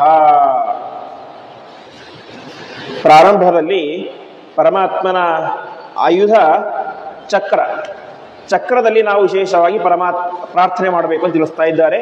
ಚಕ್ರ ಅಂತಂದ್ರೆ ನಾವು ಪ್ರತಿನಿತ್ಯ ಹೇಳುವಂತೆ ಸುದರ್ಶನ ಮಹಾಜ್ವಾಲ ಕೋಟಿ ಸೂರ್ಯ ಸಮಪ್ರಭಾ ಅಂತ ಕೋಟ್ಯಾಂತರ ಸೂರ್ಯರ ಬೆಳಕಿರುವಂಥದ್ದು ಯಾವುದು ಅಂತಂದ್ರೆ ಅದು ಸುದರ್ಶನ ಎನ್ನುವಂತಹ ಚಕ್ರ. ಆ ಚಕ್ರದ ಹತ್ತಿರ ಪ್ರಾರ್ಥನೆ ಮಾಡಬೇಕು. ಚಕ್ರ ನೀನೆಂಥವನು ಅಂತಂದ್ರೆ ಯುಗಾಂತ ನರ ತಿಗ್ಮನೇಮಿ ಅಂತ. ಆ ಚಕ್ರದ ಬೆಳಕು ಹೇಗಿದೆ ಅಂತಂದ್ರೆ ಪ್ರಳಯ ಕಾಲದ ಸೂರ್ಯನಂತೆ ಆ ಚಕ್ರದ ಬೆಳಕಿದೆ ಅಂತೆ. ಅಂತಹ ಎಲೆ ಚಕ್ರವೇ ಹೇಗೆ ಒಂದು ಹುಲ್ಲಿರುತ್ತೆ, ಒಣಗಿದಂಥ ಹುಲ್ಲಿರುತ್ತೆ. ಒಣಗಿದಂಥ ಹುಲ್ಲನ್ನ ಸುಡಬೇಕು ಅಂತಂದ್ರೆ ಒಂದು ಕಿಡಿ ಬೆಂಕಿ ಸಾಕು. ಒಂದು ಕಿಡಿ ಬೆಂಕಿ ಏನ್ ಮಾಡುತ್ತೆ, ಒಣಗಿದಂಥ ಹುಲ್ಲನ್ನ ನಾಶ ಮಾಡಿ ಹಾಕಿಬಿಡುತ್ತೆ. ಹಾಗೆ ಚಕ್ರವೇ ನೀನು ಕೂಡ ಬೆಂಕಿ ಅಂತ ಇದ್ದೀಯ. ನನ್ನ ಪಾಪಗಳನ್ನೆಲ್ಲವನ್ನು ಕೂಡ ಆದಷ್ಟು ಬೇಗ ನಾಶ ಮಾಡಿ ಹಾಕು, ನನ್ನ ಶತ್ರುಗಳನ್ನ ನಾಶ ಮಾಡು ಅಂತ. ಶತ್ರುಗಳು ಅಂತಂದ್ರೆ ಹೊರಗೆ ಶತ್ರುಗಳು ಯಾವಾಗಲೂ ಇದ್ದೇ ಇರ್ತಾರೆ. ಆದರೆ ಅದಕ್ಕಿಂತ ಪ್ರಧಾನರಾದಂಥವರು ನಮ್ಮ ಒಳಗಡೆ ಇರುವಂಥ ಶತ್ರುಗಳು, ಕಾಮಕ್ರೋಧ ಎಂಬಂತಹ ಶತ್ರುಗಳು. ಅಂತಹ ಕಾಮಕ್ರೋಧಾದಿ ಎಂಬಂತಹ ಶತ್ರುಗಳನ್ನು ವಿಶೇಷವಾಗಿ ಚಕ್ರವೇ ನೀನು ನಾಶ ಮಾಡು ಎಂಬುದಾಗಿ ಪರಮಾತ್ಮನ ಆಯುಧವಾದಂತಹ ಚಕ್ರದ ಹತ್ತಿರ ಪ್ರಾರ್ಥನೆ ಮಾಡಬೇಕು ಎಂಬುದಾಗಿ ತಿಳಿಸ್ತಾ ಇದ್ದಾರೆ. ಅದಾದ ಮೇಲೆ ಮುಂದಿನ ಆಯುಧ ಪರಮಾತ್ಮನ ಕೈಯಲ್ಲಿರುವಂತಹ ಕೌಮೋದಕಿ ಎನ್ನುವಂತಹ ಗದೆ. ಅದರ ಹತ್ತಿರ ಪ್ರಾರ್ಥನೆ ಮಾಡಬೇಕು. ಗದೇಶ ನಿಸ್ಪರ್ಶನ ವಿಷ್ಪುಲಿಂಗೆ ನಿಷ್ಪಿಂಡಿ ನಿಷ್ಪಿಂಡ್ಯಜಿತ ಪ್ರಿಯಾಸಿ ಕೂಷ್ಮಾಂಡ ವೈನಾಯಕ ಯಕ್ಷರಕ್ಷೋ ಭೂತಗ್ರಹಾನ್ ಚೂರ್ಣಯಾರಿ. ಅಶನಿಸ್ಪರ್ಶನ ವಿಷ್ಪುಲಿಂಗೆ ಅಂತ ಗದೆಗೆ ಹೇಳ್ತಾ ಇದ್ದಾರೆ. ಗದೆ ನಿನ್ನ ಸಾಮರ್ಥ್ಯ ಎಂತಹದ್ದು ಅಂತಂದ್ರೆ ಅಶನಿಸ್ಪರ್ಶನ ವಿಷ್ಪುಲಿಂಗೆ ಅಂತ. ಅಶನಿ ಅಂತಂದ್ರೆ ವಜ್ರಾಯುಧ. ವಜ್ರಾಯುಧಕ್ಕೆ ಏನಾದರೂ ತಾಕಿದರೆ ಕಿಡಿಗಳು ಬರ್ತವೆ. ಕಬ್ಬಿಣ ತಾಕಿದ್ರೆ ಏನಾಗುತ್ತೆ, ಕಿಡಿ ಬರುತ್ತೆ, ಬೆಂಕಿ ಕಿಡಿ ಬರುತ್ತೆ. ಹಾಗೆ ವಜ್ರಾಯುಧದಂತಹ ದೊಡ್ಡ ಕಿಡಿಯುಳ್ಳಂಥವನು ನೀನು ಕೌಮೋದಕಿ ಎಂಬಂತಹ ಗದೆ. ಅಂತಹ ಕೌಮೋದಕಿ ಎಂಬಂತಹ ಗದೆಯೇ ನೀನೇನಾಗಿದ್ದೀಯ, ಅಜಿತ ಪ್ರಿಯಾಸಿ, ಪರಮಾತ್ಮನಿಗೆ ನೀನು ಅತ್ಯಂತ ಪ್ರೀತಿಕರವಾದಂಥ ಆಯುಧ ಅಂತೆ. ಯಾಕೆಂದರೆ ಪರಮಾತ್ಮ ಆ ಗದೆಯಿಂದಲೇನೆ ಅನೇಕ ರೀತಿಯಾದಂಥ ದುಷ್ಟರನ್ನ ಸಂಹಾರ ಮಾಡಿದ್ದಾನೆ. ಹಾಗಾಗಿ ಗದೆಯೇ ನೀನು ಪರಮಾತ್ಮನಿಗೆ ಅತ್ಯಂತ ಪ್ರೀತಿಕರವಾಗಿದ್ದೀಯ. ನೀನು ನನ್ನನ್ನು ರಕ್ಷಣೆ ಮಾಡು ಅಂತ. ಯಾವುದರಿಂದ ರಕ್ಷಣೆ? ಕೂಷ್ಮಾಂಡ ವೈನಾಯಕ ಯಕ್ಷ ರಕ್ಷ ಭೂತಗ್ರಹ. ಭೂತ ಪ್ರೇತಗಳ ಬಾಧೆಯಿಂದಾಗಿ ನಮ್ಮನ್ನ ಗದೆ ರಕ್ಷಣೆ ಮಾಡಬೇಕು ಎಂಬುದಾಗಿ ಪ್ರಾರ್ಥನೆ ಮಾಡ್ತಾ ಇದ್ದಾರೆ. ವಿಶೇಷವಾಗಿ ಕೂಷ್ಮಾಂಡ ಅಂತ. ಕೂಷ್ಮಾಂಡ ಅಂತಂದ್ರೆ ಕುಂಬಳಕಾಯಿ ಅಂತ ಅರ್ಥ. ವಿಶೇಷವಾಗಿ ಆ ಕುಂಬಳಕಾಯಿ ಅಂತಂದ್ರೆ ಅದೊಂದು ತಾಮಸ ಪದಾರ್ಥ ಅಂತ ನಾವು ಚಿಂತನೆ ಮಾಡಬೇಕು. ಆ ಕೂಷ್ಮಾಂಡದಲ್ಲಿ ಮತ್ತು ಆ ಕೂಷ್ಮಾಂಡ ಅಂತ ಒಂದು ದೈತ್ಯರ ಗುಂಪಿದೆ. ಕೂಷ್ಮಾಂಡ ಅಂತ ದುಷ್ಟ ರಾಕ್ಷಸರ ಭೂತರ ಗುಂಪುಗಳು. ಅದು ಅನೇಕ ರೀತಿಯಾಗಿ ನಮಗೆ ತೊಂದರೆಯನ್ನು ಕೊಡುವಂಥ ಸಾಧ್ಯತೆಗಳಿರ್ತವೆ. ಹಾಗಾಗಿ ಆ ಕೂಷ್ಮಾಂಡ ಎನ್ನುವಂತಹ ದುಷ್ಟ ದೈತ್ಯರ ಗುಂಪಿನಿಂದಾಗಿ ನಮ್ಮನ್ನ ರಕ್ಷಣೆ ಮಾಡು ಅಂತ. ಅದಾದ ಮೇಲೆ ವೈನಾಯಕ ಅಂತ. ವೈನಾಯಕ ಎಂಬುದಾಗಿ ಅದೊಂದು ಪಿಶಾಚಿಗಳ ಗುಂಪು. ಅದರಿಂದಾಗಿ ನಮ್ಮನ್ನ ರಕ್ಷಣೆ ಮಾಡು. ಅದೇ ರೀತಿಯಾಗಿ ಯಕ್ಷರು, ರಾಕ್ಷಸರು, ಅದೇ ರೀತಿಯಾಗಿ ಭೂತಗ್ರಹಗಳು. ಭೂತ ಅಂತಂದ್ರೆ ಅತೃಪ್ತವಾದಂತಹ ಆತ್ಮಗಳು. ಒಂದು ಆತ್ಮ ಈ ದೇಹದಲ್ಲಿ ಇರುತ್ತೆ. ಅದು ಸತ್ತ ಮೇಲೆ ಅದಕ್ಕೆ ಸರಿಯಾದಂತಹ ಸಂಸ್ಕಾರಗಳಾಗದೆ ಹೋದರೆ ಆತ್ಮ ಏನಾಗುತ್ತೆ, ಭೂತವಾಗಿ ಪರಿವರ್ತಿತವಾಗುತ್ತೆ. ಅಂತಹ ದುಷ್ಟವಾದಂತಹ ಭೂತಗಳಿಂದಾಗಿ ನಮ್ಮನ್ನು ವಿಶೇಷವಾಗಿ ಯಾವ ಪರಮಾತ್ಮನ ಗದೆ ರಕ್ಷಣೆ ಮಾಡಲಿ ಎಂಬುದಾಗಿ ಪ್ರಾರ್ಥನೆ ಮಾಡಬೇಕು ಅಂತ ತಿಳಿಸ್ತಾ ಇದೆ. ಅದಾದ ಮೇಲೆ ಪರಮಾತ್ಮನ ಕೈಯಲ್ಲಿರುವಂತಹ ಪಾಂಚಜನ್ಯ ಎನ್ನುವಂತಹ ಶಂಖದ ಹತ್ತಿರ ಪ್ರಾರ್ಥನೆ. ತ್ವಂ ಯಾತುಧಾನ ಪ್ರಮಥ ಪ್ರೇತ ಮಾತ್ರ ಪಿಶಾಚ ವಿಪ್ರಗ್ರಹ ಘೋರ ದೃಷ್ಟೀನ್ ದರೇಂದ್ರ ವಿದ್ರಾವಯ ಕೃಷ್ಣಪೂರಿತೋ ಭೀಮಸ್ವನೋರಿನ್ ಹೃದಯಾನಿ ಕಂಪಯನ್. ದರೇಂದ್ರ ಅಂತಂದ್ರೆ ಪಾಂಚಜನ್ಯ ಅಂತ. ದರ ಅಂದ್ರೆ ಶಂಖ ಅಂತ ಅರ್ಥ. ದರೇಂದ್ರ ಅಂತ ಶಂಖ ರಾಜ. ಜಗತ್ತಿನಲ್ಲಿರುವಂತಹ ಎಲ್ಲ ಶಂಖಗಳಿಗೂ ರಾಜ ಯಾರು? ಅದು ಪಾಂಚಜನ್ಯ ಎನ್ನುವಂತಹ ಶಂಖ. ಹಾಗಾಗಿ ಅದರ ಹತ್ತಿರ ಪ್ರಾರ್ಥನೆ ಮಾಡ್ತಾ ಇದ್ದಾರೆ. ನೀನೆಂಥವನು ಅಂತಂದ್ರೆ ಕೃಷ್ಣಪೂರಿತ ಅಂತ. ನಿನ್ನನ್ನು ಕೃಷ್ಣ ಊದಿದ್ದಾನೆ. ಪಾಂಚಜನ್ಯ ಅದು ಪರಮಾತ್ಮನ ಶಂಖ.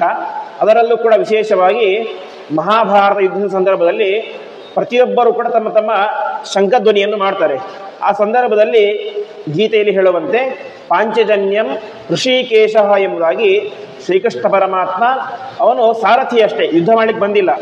ಆದರೆ ಯಾವಾಗ ತನ್ನ ಕೈಯಲ್ಲಿರುವಂತಹ ಅಮೋಘವಾದಂತಹ ಒಂದು ಪಾಂಚಜನ್ಯ ಶಂಖವನ್ನು ಊದಿದನೋ ಆವಾಗ ಶತ್ರುಗಳ ಎದೆ ಒಡೆದೇ ಹೋಗಿಬಿಡ್ತು ಎಂಬುದಾಗಿ ಹೇಳ್ತಾರೆ. ಆ ರೀತಿಯಾಗಿ ಆ ಒಂದು ಕೃಷ್ಣ ಪೂರಿತ ನಿನ್ನನ್ನು ಕೃಷ್ಣ ಪ್ರೀತಿಯಿಂದಾಗಿ ಓದ್ತಾ ಇದ್ದಾನೆ ಅಂತಹ ಶಂಖವೇ ನೀನು ನಮ್ಮನ್ನು ವಿಶೇಷವಾಗಿ ಯಾತುದಾನ ಪ್ರಮಥ ಪ್ರೇತ ಮಾತ್ರ ಪಿಶಾಚ ವಿಪ್ರಗ್ರಹ ಘೋರ ದೃಷ್ಟಿ ಇದರಿಂದಾಗಿ ರಕ್ಷಣೆ ಮಾಡು ಅಂತ. ಯಾತುದಾನ ಅಂತಂದ್ರೆ ರಾಕ್ಷಸರು, ಯಾತುಧಾನಿಗಳು ಅಂತ ಕರೀತಾರೆ. ಆ ರಾಕ್ಷಸರ ಪೀಡೆ ಕೆಲವೊಮ್ಮೆ ಇರುತ್ತೆ. ಆ ರಾಕ್ಷಸರ ಪೀಡೆಯಿಂದಾಗಿ ನಮ್ಮನ್ನು ವಿಶೇಷವಾಗಿ ನೀನು ರಕ್ಷಣೆ ಮಾಡು ಅಂತ. ಅದಾದ ಮೇಲೆ ಪ್ರಮಥ ಅಂತ. ಪ್ರಮಥ ಅಂತಂದ್ರೆ ಈ ರುದ್ರದೇವರ ಗಣಗಳು, ರುದ್ರದೇವರ ಗಣಗಳಿಗೆ ಪ್ರಮಥ ಗಣ ಎಂಬುದಾಗಿ ಹೆಸರು. ಅದನ್ನು ನಾವು ಶಾಸ್ತ್ರದಲ್ಲೂ ಕೂಡ ಕೇಳ್ತೇವೆ, ಪ್ರಮಥ ಗಣ ಅಂತ. ಆ ಪ್ರಮಥ ಗಣಗಳಿಂದಾಗಿ ಬರುವಂತಹ ದೋಷದಿಂದಾಗಿ ನಮ್ಮನ್ನು ನೀನು ವಿಶೇಷವಾಗಿ ರಕ್ಷಣೆ ಮಾಡು ಎಂಬುದಾಗಿ ಪ್ರಾರ್ಥನೆ ಮಾಡಬೇಕು. ಅದಾದ ಮೇಲೆ ಪ್ರೇತಗಳು, ಪ್ರೇತಗಳಂದ್ರೂ ಕೂಡ ಅತೃಪ್ತ ಆತ್ಮಗಳು ಅಂತ. ಸರಿಯಾಗಿ ಸಂಸ್ಕಾರ ಆಗದೆ ಹೋದರೆ ಅದು ಪ್ರೇತವಾಗಿ ಪರಿವರ್ತನೆ ಆಗುತ್ತೆ. ಅಥವಾ ಸರಿಯಾಗಿ ಸಂಸ್ಕಾರ ಮಾಡಿದರೂ ಕೂಡ ತಾನು ಜೀವನದಲ್ಲಿ ಒಂದೇ ಒಂದು ಪುಣ್ಯ ಕಾರ್ಯವನ್ನು ಮಾಡದೇ ಹೋದರೆ ಆ ವ್ಯಕ್ತಿ ಏನಾಗ್ತಾನೆ, ಮುಂದೆ ಪ್ರೇತವಾಗ್ತಾನೆ ಅಂತ. ನಾವು ವಿಶೇಷವಾಗಿ ಭಾಗವತ ಪುರಾಣದ ಪ್ರಾರಂಭದಲ್ಲಿ ಕೇಳ್ತೇವೆ ಗೋಕರ್ಣ ಎನ್ನುವಂಥ ವ್ಯಕ್ತಿಯ ಚರಿತ್ರೆ. ಆ ಸಂದರ್ಭದಲ್ಲಿ ಅವನ ಸಹೋದರ ಇರ್ತಾನೆ ದುಂದುಕಾರಿ ಅಂತ. ಅನೇಕ ದುಷ್ಟ ಕಾರ್ಯಗಳನ್ನು ಮಾಡ್ತಾ ಇರ್ತಾನೆ. ಕೊನೆಗೆ ಅವನೊಬ್ಬ ಸತ್ತು ಹೋದ. ಕೊನೆಗೆ ಪ್ರೇತನಾದ ಅವನು. ಪ್ರೇತನಾದಾಗ ತನ್ನ ಅಣ್ಣನ ಮುಂದೆ ಬಂದು ಹೇಳುತ್ತಾನೆ, ಗೋಕರ್ಣನ ಮುಂದೆ ನನಗೆ ಪ್ರೇತ ಜನ್ಮ ಒಂದು ಬಿಟ್ಟಿದೆ, ನನ್ನ ಉದ್ಧಾರ ಮಾಡುವ ಅಂತ. ಅದಕ್ಕೆ ಗೋಕರ್ಣ ಹೇಳ್ತಾನೆ, ಅಲ್ಲ ನಾನೇ ಮಾಡಿದ್ದೇನೆ, ಗಯಾ ಕ್ಷೇತ್ರಕ್ಕೆ ಹೋಗಿ ನಿನ್ನನ್ನು ಕುರಿತು ಶ್ರಾದ್ದ ಮಾಡಿದ್ದೇನೆ. ಗಯಾ ಶ್ರಾದ್ದ ಅಂತಂದ್ರೆ ಅದು ಶ್ರಾದ್ದಗಳಲ್ಲಿ ಅತ್ಯಂತ ಶ್ರೇಷ್ಠವಾದದ್ದು. ಎಲ್ಲ ವಿಧವಾದ ಪ್ರೇತತ್ವವನ್ನು ಪರಿಹಾರ ಮಾಡುವಂಥದ್ದು ಗಯಾ ಶ್ರಾದ್ದ. ನಾನು ಗಯಾ ಶ್ರಾದ್ದ ಮಾಡಿದ್ದೇನೆ, ನಿನಗೆ ಪ್ರೇತ ಜನ್ಮ ಹೋಗಿಲ್ವಾ ಅಂತ ಕೇಳ್ತಾನೆ. ಆವಾಗ ದುಂದುಕಾರಿ ಹೇಳ್ತಾನೆ, ಗಯಾ ಶ್ರಾದ್ದ ಶತೇನಾಪಿ ನಮೇ ಪ್ರೇತತ್ವ ಅಚ್ಚತಿ ಅಂತ. ಒಂದಲ್ಲ ಎರಡಲ್ಲ 100 ಸಲ ನೀನು ಗಯಾಕ್ಕೆ ಹೋಗಿ ಶ್ರಾದ್ದ ಮಾಡಿದರೂ ಕೂಡ ನನ್ನ ಪ್ರೇತತ್ವ ಹೋಗೋದಿಲ್ಲ. ಯಾಕೆಂದ್ರೆ ಅದಕ್ಕೆ ಅರ್ಥ ಗಯಾ ಶ್ರಾದ್ದ ದುರ್ಬಲ ಅಂತ ಅರ್ಥ ಅಲ್ಲ, ನನ್ನ ಪಾಪ ಅಷ್ಟು ಪ್ರಬಲವಾಗಿದೆ ಅಂತ. ಹಾಗೆ ನಾವು ಬದುಕಿದ್ದಾಗ ಅನೇಕ ದುಷ್ಟ ಕಾರ್ಯಗಳನ್ನು ಮಾಡಿದಾಗ ಏನಾಗುತ್ತೆ, ಅದು ನಮಗೆ ಪ್ರೇತ ಜನ್ಮ ಬರುವಂತಹ ಸಾಧ್ಯತೆ ಇರುತ್ತೆ. ಹಾಗಾಗಿ ಆ ಪ್ರೇತಗಳೇನ್ ಮಾಡ್ತವೆ, ತಮ್ಮ ಬಂಧು ಬಾಂಧವರಿಗೆ ತೊಂದರೆ ಕೊಡಲಿಕ್ಕೆ ಶುರು ಮಾಡ್ತವೆ. ಅಂತಹ ತೊಂದರೆಯಿಂದಾಗಿ ನಮ್ಮನ್ನು ವಿಶೇಷವಾಗಿ ಶಂಖವೇ ನೀನು ರಕ್ಷಣೆ ಮಾಡುವು ಅಂತ. ಅದಾದ ಮೇಲೆ ಪಿಶಾಚಿಗಳಿಂದಾಗಿ ರಕ್ಷಣೆ ಮಾಡು. ಅದಾದ ಮೇಲೆ ವಿಪ್ರಗ್ರಹ ಅಂತಂದ್ರೆ ಬ್ರಹ್ಮರಾಕ್ಷಸರಿಂದಾಗಿ ನಮ್ಮನ್ನು ರಕ್ಷಣೆ ಮಾಡು. ಆಮೇಲೆ ಘೋರ ದೃಷ್ಟಿನ್ ಅರಿನ್, ನಮ್ಮ ಹತ್ತಿರ ಕೆಂಗಣ್ಣಿನಿಂದಾಗಿ ನೋಡುವಂಥ ಎಲ್ಲ ನಮ್ಮ ಶತ್ರುಗಳಿಂದಾಗಿ ಕೂಡ ನಮ್ಮನ್ನ ರಕ್ಷಣೆ ಮಾಡು ಎಂಬುದಾಗಿ ವಿಶೇಷವಾಗಿ ಶಂಖದ ಹತ್ತಿರ ಪ್ರಾರ್ಥನೆ ಮಾಡ್ತಾ ಇದ್ದಾರೆ. ಅದಕ್ಕೋಸ್ಕರವೇ ಪ್ರತಿನಿತ್ಯವೂ ಕೂಡ ಮನೆಯಲ್ಲಿ ಶಂಖನಾದ ಮಾಡಬೇಕು ಎಂಬುದಾಗಿ ತಿಳಿಸ್ತಾರೆ. ಮನೆಯಲ್ಲಿ ಪೂಜೆ ಆಗಬೇಕಾದ್ರೆ, ಮಂಗಳಾರತಿ ಆಗಬೇಕಾದ್ರೆ ವಿಶೇಷವಾಗಿ ಶಂಖನಾದವನ್ನು ಮಾಡಿದಾಗ ಆ ಶಂಖದ ಧ್ವನಿಯಿಂದಾಗಿ ಯಾವುದೇ ದುಷ್ಟಶಕ್ತಿಗಳಿದ್ದರೂ ಕೂಡ ಅದು ದೂರ ಓಡಿ ಹೋಗ್ತವೆ. ಹಾಗಾಗಿ ಶಂಖ ಧ್ವನಿ ಅದು ಪ್ರತಿನಿತ್ಯವೂ ಕೂಡ ಅವಶ್ಯವಾಗಿ ಪ್ರತಿಯೊಬ್ಬರು ಕೂಡ ಮಾಡಬೇಕಾದದ್ದು. ಶಂಖವೇ ಅಂತಹದ್ದು. ವಿಶೇಷವಾಗಿ ನಾವು ಹೇಳ್ತೇವೆ, ತ್ವಂಪುರ ಸಾಗರೋತ್ಪನ್ನೋ ವಿಷ್ಣುನ ವಿಧೃತಕ್ಕರೆ ನಮಿದ ಸರ್ವದೈವೈಶ್ಚ ಪಾಂಚಜನ್ಯ ನಮೋಸ್ತುತಿ ಅಂತ. ಶಂಖದಿಂದ ಅಭಿಷೇಕ ಮಾಡಿದಾಗಲೇ ತೀರ್ಥ. ನಾವು ಕನ್ನಡದಲ್ಲಿ ಗಾದೆ ಹೇಳ್ತೇವಲ್ಲ, ಶಂಖದಿಂದ ಬಂದ್ರೇನೆ ತೀರ್ಥ ಅಂತ. ಅಂದ್ರೆ ಶಂಖಕ್ಕೆ ಅಷ್ಟು ಮಹತ್ವ ಇದೆ. ಶಂಖವಿಲ್ಲದೆ ಯಾವ ಪೂಜೆಯನ್ನು ಕೂಡ ಪರಮಾತ್ಮ ಸ್ವೀಕಾರ ಮಾಡೋದಿಲ್ಲ. ಅಭಿಷೇಕಕ್ಕೆ ಬೇಕಂದ್ರೂ ಕೂಡ ಶಂಖ ಬೇಕು. ನೈವೇದ್ಯಕ್ಕೆ ಪ್ರೋಕ್ಷಣೆ ಮಾಡಬೇಕಂದ್ರೆ ಶಂಖದ ನೀರು ಬೇಕು. ಮಂಗಳಾರತಿ ಮಾಡಬೇಕಂದ್ರೆ ಶಂಖಕ್ಕೆ ಮುಟ್ಟಿಸಿಯೇ ನಮಸ್ಕಾರ ಮಾಡಬೇಕು, ಒಂದು ಮಂಗಳಾರತಿ ಮಾಡಬೇಕು. ಹೀಗೆ ಶಂಖ ಎಂಬುದು ಪರಮ ಪಾವನವಾದದ್ದು. ಅಂತಹ ಶಂಖವನ್ನು ನಾವು ವಿಶೇಷವಾಗಿ ಎಲ್ಲ ದುಷ್ಟಶಕ್ತಿಗಳಿಂದಾಗಿ ನಮ್ಮನ್ನು ರಕ್ಷಣೆ ಮಾಡು ಎಂಬುದಾಗಿ ಪ್ರಾರ್ಥನೆ ಮಾಡಬೇಕು.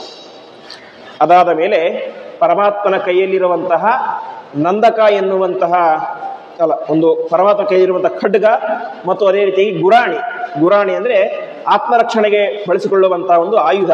ಅದೊಂದು ಚರ್ಮದ ಆಯುಧ. ಹೇಗೆ ನಾವು ಬುಲೆಟ್ ಪ್ರೂಫ್ ಹಾಕೊಳ್ತೇವೆ, ಅದಕ್ಕೆ ಉದ್ದೇಶ ಏನು, ಬುಲೆಟ್ ಬಂದು ಬಡಿಬಾರ್ದು ಅಂತ. ಹಾಗೆ ಪರಮಾತ್ಮನ ಕೈಯಲ್ಲಿ ಗುರಾಣಿ ಅಂತ ಇತ್ತು. ಅದರರ್ಥ ಪರಮಾತ್ಮ ಏನನ್ನು ರಕ್ಷಣೆ ಮಾಡಿಕೊಳ್ಳಬೇಕು ಅಂತ ಹಾಕ್ಕೊಂಡಿದ್ದದ್ದಲ್ಲ, ಅದು ಸಾಂಕೇತಿಕವಾಗಿ ಸಿಂಬಾಲಿಕ್ ಆಗಿ ಹಾಕ್ಕೊಂಡಿದ್ದದ್ದು ಅಷ್ಟೇ. ಅದರ ಹತ್ತಿರ ಪ್ರಾರ್ಥನೆ, ತ್ವಂ ತಿಗ್ಮಧಾರಾಸಿ ವರಾರಿ ಸೈನ್ಯಂ ಈಶ ಪ್ರಯುಕ್ತೋ ಮಮ ಚಿಂದಿ ಚಿಂದಿ ಚಕ್ಷುಂಸಿ ಚರ್ಮನ್ ಚತಚಂದ್ರ ಛಾದಯ ದ್ವಿಷಾಮಕಂನೋ ಹರ ಪಾಪಚಕ್ಷುಷಾಂ ಎಂಬುದಾಗಿ ಪರಮಾತ್ಮನ ಕೈಯಲ್ಲಿರುವಂತಹ ನಂದಕ ಎನ್ನುವಂತಹ ಖಡ್ಗವೇ ನೀನು ನನ್ನನ್ನು ರಕ್ಷಣೆ ಮಾಡು ಅಂತ. ಖಡ್ಗ ಹೇಗಿದೆ? ತ್ವಂ ತಿಗ್ಮಧಾರಾಸಿ, ಭಾರೀ ಶಾರ್ಪ್ ಆಗಿದೆ ಅಂತೆ ಪರಮಾತ್ಮನ ಕೈಯಲ್ಲಿರುವಂತಹ ಆ ಖಡ್ಗ. ಅಂತಹ ಖಡ್ಗವೇ ನೀನು ನನ್ನ ಅರಿಸೈನ್ಯ, ಶತ್ರುಗಳ ಸೈನ್ಯವನ್ನ ನಾಶ ಮಾಡಿ ಹಾಕು ಅಂತ. ಅದಾದ ಮೇಲೆ ಪರಮಾತ್ಮನ ಕೈಯಲ್ಲಿರುವಂತಹ ಗುರಾಣಿ ಅಂದರೆ ರೌಂಡ್ ಆಗಿ ಇರುತ್ತೆ, ಅದು ಆತ್ಮರಕ್ಷಣೆಗೆ ಬಳಸುವಂತಹ ಒಂದು ವಿಶಿಷ್ಟವಾದಂಥ ಒಂದು, ಅದು ಪ್ರಾರ್ಥನೆ ಮಾಡಬೇಕು. ಶತಚಂದ್ರ ಚರ್ಮನ್ ಪಾಪಚಕ್ಷುಷಾಂ ಚಕ್ಷುಂಸಿ ಛಾದಯ ಅಂತ. ವಿಶೇಷವಾಗಿ ನಮಗೆ ತೊಂದರೆಗಳು ಯಾವ ಕಡೆಯಿಂದ ಬರುತ್ತೆ ಎಂದು ಗೊತ್ತಿರೋದಿಲ್ಲ. ಕೆಲವೊಮ್ಮೆ ಏನಾಗುತ್ತೆ, ದೃಷ್ಟಿದೋಷ ಅಂತ ಆಗುತ್ತೆ. ದೃಷ್ಟಿದೋಷ ಅಂತಂದರೆ ಯಾವುದೋ ಒಬ್ಬ ವ್ಯಕ್ತಿ ಭಾರಿ ಶ್ರೀಮಂತನಾದ ಅಥವಾ ತುಂಬ ಫೇಮಸ್ ಆದ ಅಂತ ಏನಾಗುತ್ತೆ, ಸಹಜವಾಗಿ ಅವನ ಸುತ್ತಮುತ್ತಲಿರುವಂಥ ವ್ಯಕ್ತಿಗಳು ಏನು ಮಾಡ್ತಾರೆ, ದೃಷ್ಟಿಯನ್ನು ಹಾಕ್ತಾರೆ, ಅಯ್ಯೋ ಇಷ್ಟು ದೊಡ್ಡದಾಗ್ಬಿಟ್ಟು ಹಾಗೆ ಹೀಗೆ ಅಂತ. ಆವಾಗ ಏನಾಗುತ್ತೆ, ಅವರ ದೃಷ್ಟಿದೋಷ ನಮಗೆ ಬಂದು ಬಡಿಯುತ್ತೆ. ಹಾಗೆ ನಮ್ಮ ಏಳಿಗೆಯನ್ನು ಸಹಿಸದೇ ಇರುವಂತಹ ಬೇರೆಯವರು ಹಾಕಿದಂತಹ ದೃಷ್ಟಿದೋಷದಿಂದಾಗಿ ನಮ್ಮನ್ನು ವಿಶೇಷವಾಗಿ ಪರಮಾತ್ಮನ ಕೈಯಲ್ಲಿರುವಂತಹ ಗುರಾಣಿ ಅದು ನಮ್ಮನ್ನು ಕಾಪಾಡಲಿ ಎಂಬುದಾಗಿ ಪ್ರಾರ್ಥನೆ ಮಾಡಬೇಕು ಅಂತ. ಹೀಗೆ ಖಡ್ಗ ಮತ್ತು ಗುರಾಣಿ ನಮ್ಮನ್ನು ರಕ್ಷಣೆ ಮಾಡಲಿ ಅಂತ ಪ್ರಾರ್ಥನೆ ಮಾಡ್ಕೊಳ್ಬೇಕು. ಅದಾದ ಮೇಲೆ ಎನ್ನೋ ಭಯಂ ಗ್ರಹೇಭ್ಯವೋ ಕೇತುಭ್ಯೋ ಋಗ್ಯೇವಚ ಸರೀಸೃಪೇಭ್ಯೋ ದಂಶಿಭ್ಯೋ ಭೂತೇಭ್ಯೋ ಗೇಭ್ಯವಚ ಸರ್ವಾಣ್ಯೇತಾನೆ ಭಗವನ್ ನಾಮ ರೂಪಾಸ್ತ್ರ ಕೀರ್ತನಾತ್ ಪ್ರಯಾಂತು ಸಂಶಯಂ ಸದ್ಯ ಏನೇ ಶ್ರೇಯ ಪ್ರತೀಪಕಾರ ಅಂತ. ಇಲ್ಲಿಗೆ ಪರಮಾತ್ಮನ ಆಯುಧಗಳ ಚಿಂತನೆ ಕೂಡ ಮುಗೀತು. ದಶಾವತಾರಗಳಾಯಿತು, ಬೇರೆ ಅವತಾರಗಳು ಆಯಿತು, ಕೇಶವಾದಿ ದ್ವಾದಶ ನಾಮಗಳು ಆಯಿತು, ಕೊನೆಗೆ ಪರಮಾತ್ಮನ ಆಯುಧಗಳು ಆಯಿತು. ಇದರಲ್ಲಿ ನಾವೇನು ಪ್ರಾರ್ಥನೆ ಮಾಡಬೇಕು ಅಂತ ಹೇಳ್ತಾ ಇದ್ದಾರೆ, ಎನ್ನೋ ಭಯಂ ಗ್ರಹೇಭ್ಯೋಭೂತ್ ಅಂತ. ಗ್ರಹೇಭ್ಯ ಅಂತಂದರೆ ಇವತ್ತು ನಮಗೆ ಏನೇ ದೋಷ ಬಂದಿದೆ ಅಂದರೆ ಮೊದಲು ಗೊತ್ತಾಗೋದು ಯಾವುದರಿಂದಾಗಿ, ನವಗ್ರಹಗಳಿಂದಾಗಿ. ನವಗ್ರಹಗಳು ಈ ಸ್ಥಾನದಲ್ಲಿ ಇದ್ದರೆ ಒಳ್ಳೆ ಫಲ ಅಂತ ಆಗುತ್ತೆ, ಬೇರೆ ಸ್ಥಾನದಲ್ಲಿ ಇದ್ದರೆ ಕೆಟ್ಟ ಫಲ ಅಂತ ಆಗುತ್ತೆ. ಹಾಗಾಗಿ ನವಗ್ರಹಗಳಿಂದಾಗಿ ನಮಗೆ ಯಾವ ರೀತಿಯ ದೋಷ ಬರುತ್ತೋ ಆ ಎಲ್ಲ ದೋಷವನ್ನು ಕೂಡ ಪರಮಾತ್ಮ ಕಾಪಾಡಲಿ. ಇದು ಒಂದಾಯಿತು. ಆಮೇಲೆ ಕೇತುಭ್ಯ ಅಂತ. ಕೇತುಭ್ಯ ಅಂತಂದರೆ ಕೇತುಗ್ರಹ ಅಂತ ಅರ್ಥ ಅಲ್ಲ, ನಾವು ಕೇಳ್ತೇವೆ ಧೂಮಕೇತು ಅಂತ. ಧೂಮಕೇತುಗಳು ಅಥವಾ ಉಲ್ಕಾಪಾತ ಅಂತ, ಆಕಾಶದಿಂದಾಗಿ ಯಾವುದೋ ಒಂದು ವಿಚಿತ್ರವಾದಂತಹ ವಸ್ತು ಕೆಳಗೆ ಬಂದು ಬಿದ್ದು ಬಿಡುತ್ತೆ. ಬಿದ್ದಾಗ ಸುತ್ತಮುತ್ತಲಿರುವ ಪ್ರದೇಶಕ್ಕೆ ಅದು ಎಫೆಕ್ಟ್ ಆಗುತ್ತೆ. ಹಾಗಾಗಿ ಅಂತಹ ಉಲ್ಕಾಪಾತಗಳಿಂದಾಗಿ, ಧೂಮಕೇತುಗಳಿಂದಾಗಿ ನಮ್ಮನ್ನು ಪರಮಾತ್ಮ ರಕ್ಷಣೆ ಮಾಡಲಿ. ಮುಂದೆ ಹೇಳ್ತಾ ಇದ್ದಾರೆ, ನೃಭ್ಯ, ಮನುಷ್ಯರಿಂದ ಪರಮಾತ್ಮ ನಮ್ಮನ್ನು ರಕ್ಷಣೆ ಮಾಡಲಿ ಅಂತ. ಮನುಷ್ಯರು ಅಂದರೆ ಎಲ್ಲ ಮನುಷ್ಯ ಅಂತ ಅರ್ಥ ಅಲ್ಲ, ಕೆಟ್ಟ ಮನುಷ್ಯ ದುರ್ಜನರಿಂದಾಗಿ ಪರಮಾತ್ಮ ನಮ್ಮನ್ನು ರಕ್ಷಣೆ ಮಾಡಲಿ ಅಂತ ತಿಳಿಸ್ತಾ ಇದ್ದಾರೆ. ಒಂದು ಸುಭಾಷಿತ ಇದೆ, ವಿಷ ಇರುವಂತಹ ಹಾವು ಶ್ರೇಷ್ಠ, ಅದು ತುಂಬ ಕೆಟ್ಟದು, ಅಥವಾ ದುರ್ಜನ ತುಂಬ ಕೆಟ್ಟವನು ಅಂತ ಒಂದು ಸುಭಾಷಿತ. ಆ ಸುಭಾಷಿತಕಾರ ಹೇಳ್ತಾನೆ, ವಿಷ ಇರುವ ಹಾವಿಗಿಂತ ದುರ್ಜನನೇ ತುಂಬ ಕೆಟ್ಟವನು ಅಂತ. ಯಾಕೆಂದರೆ ಹಾವೇನು ಮಾಡುತ್ತೆ, ಎಲ್ಲರನ್ನೂ ಕಚ್ಚೋದಿಲ್ಲ, ಯಾರು ನಮಗೆ ತೊಂದರೆ ಕೊಡ್ತಾರೋ ಅವ್ರನ್ನ ಮಾತ್ರ ಕಚ್ಚುತ್ತೆ. ದುರ್ಜನ ಹಾಗಲ್ಲ, ತನ್ನ ಸುತ್ತಮುತ್ತಲಿರುವಂಥ ಪ್ರತಿಯೊಬ್ಬರಿಗೂ ಕೂಡ ಕಾಟವನ್ನು, ತೊಂದರೆಯನ್ನು ಕೊಡ್ತಾ ಇರ್ತಾರೆ. ಹಾಗಾಗಿ ದುರ್ಜನನೇ ತುಂಬ ಕೆಟ್ಟವನು ಅಂತ ಹೇಳ್ತಾರೆ ಸುಭಾಷಿತಕಾರ. ಹಾಗೆ ದುರ್ಜನರಿಂದಾಗಿ ನಮ್ಮನ್ನು ವಿಶೇಷವಾಗಿ ಪರಮಾತ್ಮ ರಕ್ಷಣೆ ಮಾಡಲಿ ಅಂತ ಪ್ರಾರ್ಥನೆ ಮಾಡಬೇಕು. ಆಮೇಲೆ ಸರೀಸೃಪೇಭ್ಯ, ಸರೀಸೃಪಗಳು ಅಂತಂದರೆ ಹಾವುಗಳು, ಹಾವುಗಳಿಂದಾಗಿ ಪರಮಾತ್ಮ ನಮ್ಮನ್ನು ವಿಶೇಷವಾಗಿ ರಕ್ಷಣೆ ಮಾಡಲಿ. ಅದೇ ರೀತಿಯಾಗಿ ದಂಷ್ಟ್ರಿಭ್ಯ, ದಂಷ್ಟ್ರ ಅಂತಂದರೆ ಕ್ರೂರವಾದಂತಹ ಪ್ರಾಣಿಗಳು, ಸಿಂಹ, ಹುಲಿ, ಚಿರತೆ, ಕರಡಿ ಮುಂತಾದಂತಹ ಕ್ರೂರ ಪ್ರಾಣಿಗಳು, ಆ ಕ್ರೂರ ಪ್ರಾಣಿಗಳಿಂದಾಗಿ ವಿಶೇಷವಾಗಿ ಪರಮಾತ್ಮ ನಮ್ಮನ್ನು ರಕ್ಷಣೆ ಮಾಡಲಿ. ಇದಕ್ಕೆಲ್ಲದಕ್ಕಿಂತಲೂ ಪ್ರಧಾನವಾಗಿ ಏನೇ ಆದರೂ ಕೂಡ ನಮಗೆ ಪ್ರಧಾನ ಕಾರಣ ಏನು, ನಾವು ಮಾಡಿದಂತಹ ಪೂರ್ವಕರ್ಮದ ಪಾಪ. ನಮ್ಮ ಪಾಪ ಗಟ್ಟಿಯಾಗಿದ್ದರೆ ಅದನ್ನು ಯಾರೂ ಬದಲು ಮಾಡೋದಕ್ಕೆ ಸಾಧ್ಯವೇ ಇಲ್ಲ. ಪುರಾಣಗಳು ಹೇಳುವಂತೆ ನಾವು ಮಾಡಿದಂತಹ ಕರ್ಮವನ್ನ ಅಪಿ ಜನ್ಮ ಶತೋದ್ಭವವಂತ 100 ಜನ್ಮಗಳು ಬಂದರೂ ಕೂಡ ನಾವು ಮಾಡಿದಂತಹ ಕರ್ಮವನ್ನ ಅನುಭವಿಸಲೇಬೇಕು. ಹೇಗೆ ವತ್ಸೋ ವಿಂದತಿ ಮಾತರಂ ಅಂತ ಒಂದು 100 ಆಕಳಗಳಿರ್ತವೆ, ಅದರ ಹತ್ರ ಒಂದು ಕರು ಅಂತಂದು ಬಿಟ್ಟರೆ ಅದು ಏನಾಗುತ್ತೆ, ತನ್ನ ತಾಯಿ ಹತ್ರನೇ ಹೋಗುತ್ತೆ, ಬೇರೆ ಹತ್ರ ಹೋಗೋದಿಲ್ಲ. ಹಾಗೆ ನಾವು ಮಾಡಿದಂತಹ ಕರ್ಮಗಳು ಕೂಡ 1 ಜನ್ಮ ಆಗಲಿ 100 ಜನ್ಮ ಆಗಲಿ 1000 ಜನ್ಮ ಆಗಲಿ ನಮ್ಮ ಜೊತೆಗೆ ಬಂದೇ ಬರ್ತವೆ, ಅದನ್ನು ನಾವು ಅನುಭವಿಸಲೇಬೇಕು. ಹಾಗಾದ್ರೆ ಅದಕ್ಕೆ ಪರಿಹಾರವೇ ಇಲ್ವಾ ಅಂತಂದ್ರೆ, ಅದಕ್ಕೆ ಕರ್ಮಗಳು 3 ರೀತಿಯಾಗಿದೆ ಎಂಬುದಾಗಿ ಹೇಳ್ತಾರೆ. ಒಂದು ಸಂಚಿತ ಕರ್ಮ, ಇನ್ನೊಂದು ಪ್ರಾರಬ್ಧ ಕರ್ಮ, ಇನ್ನೊಂದು ಅನಾದಿ ಕರ್ಮ ಅಂತ. ಅಂದ್ರೆ ಸಂಚಿತ, ಪ್ರಾರಬ್ಧ, ಆಗಾಮಿ ಅಂತ. ಆಗಾಮಿ ಕರ್ಮ ಅಂತ 3 ರೀತಿಯಾಗಿದೆ. ಸಂಚಿತ ಕರ್ಮ ಅಂತಂದ್ರೆ, ಉದಾಹರಣೆ ಕೊಡೋದಂದ್ರೆ, ನಮ್ಮ ಮನೆಯಲ್ಲಿ 10 ಅಕ್ಕಿ ಚೀಲ ಇರುತ್ತೆ, 10 ಒಳ್ಳೆಯ ಅಕ್ಕಿ ಚೀಲ ಇರುತ್ತೆ. ಅದರಲ್ಲಿ ನಾವೇ ಮಾಡಿರ್ತೇವೆ, ಒಂದು ಅಕ್ಕಿ ಚೀಲವನ್ನ ಓಪನ್ ಮಾಡಿ ತಿನ್ಲಿಕ್ಕೆ ಶುರು ಮಾಡಿರ್ತೇವೆ. ಆವಾಗ ಓಪನ್ ಮಾಡಿರುವಂತಹ ಚೀಲ ಏನು, ಅದು ಪ್ರಾರಬ್ಧ ಕರ್ಮ. ಅದನ್ನು ನಾವು ತಿಂದೇ ಖಾಲಿ ಮಾಡಬೇಕು, ಹಾಗೆ ಖಾಲಿ ಮಾಡ್ಲಿಕ್ಕೆ ಸಾಧ್ಯ ಇಲ್ಲ. ಇನ್ನು ಬೇರೆ 9 ಚೀಲ ಇದೆ, ಅದು 9 ಚೀಲದಲ್ಲಿ ಪಾಪದ ರಾಶಿ ಕೂತಿದೆ, ನಮ್ಮ ಪಾಪದ ರಾಶಿ. ಅದನ್ನಿನ್ನು ನಾವು ತಿನ್ಲಿಕ್ಕೆ ಅಂತ ಓಪನ್ ಮಾಡಿಲ್ಲ, ಅನುಭವಿಸ್ಲಿಕ್ಕೆ ಶುರು ಮಾಡಿಲ್ಲ. ಆ ಪಾಪವನ್ನ ಪರಮಾತ್ಮ ನಾಶ ಮಾಡ್ತಾನೆ. ಪ್ರಾರಬ್ಧ ಕರ್ಮ ಅಂತಂದ್ರೆ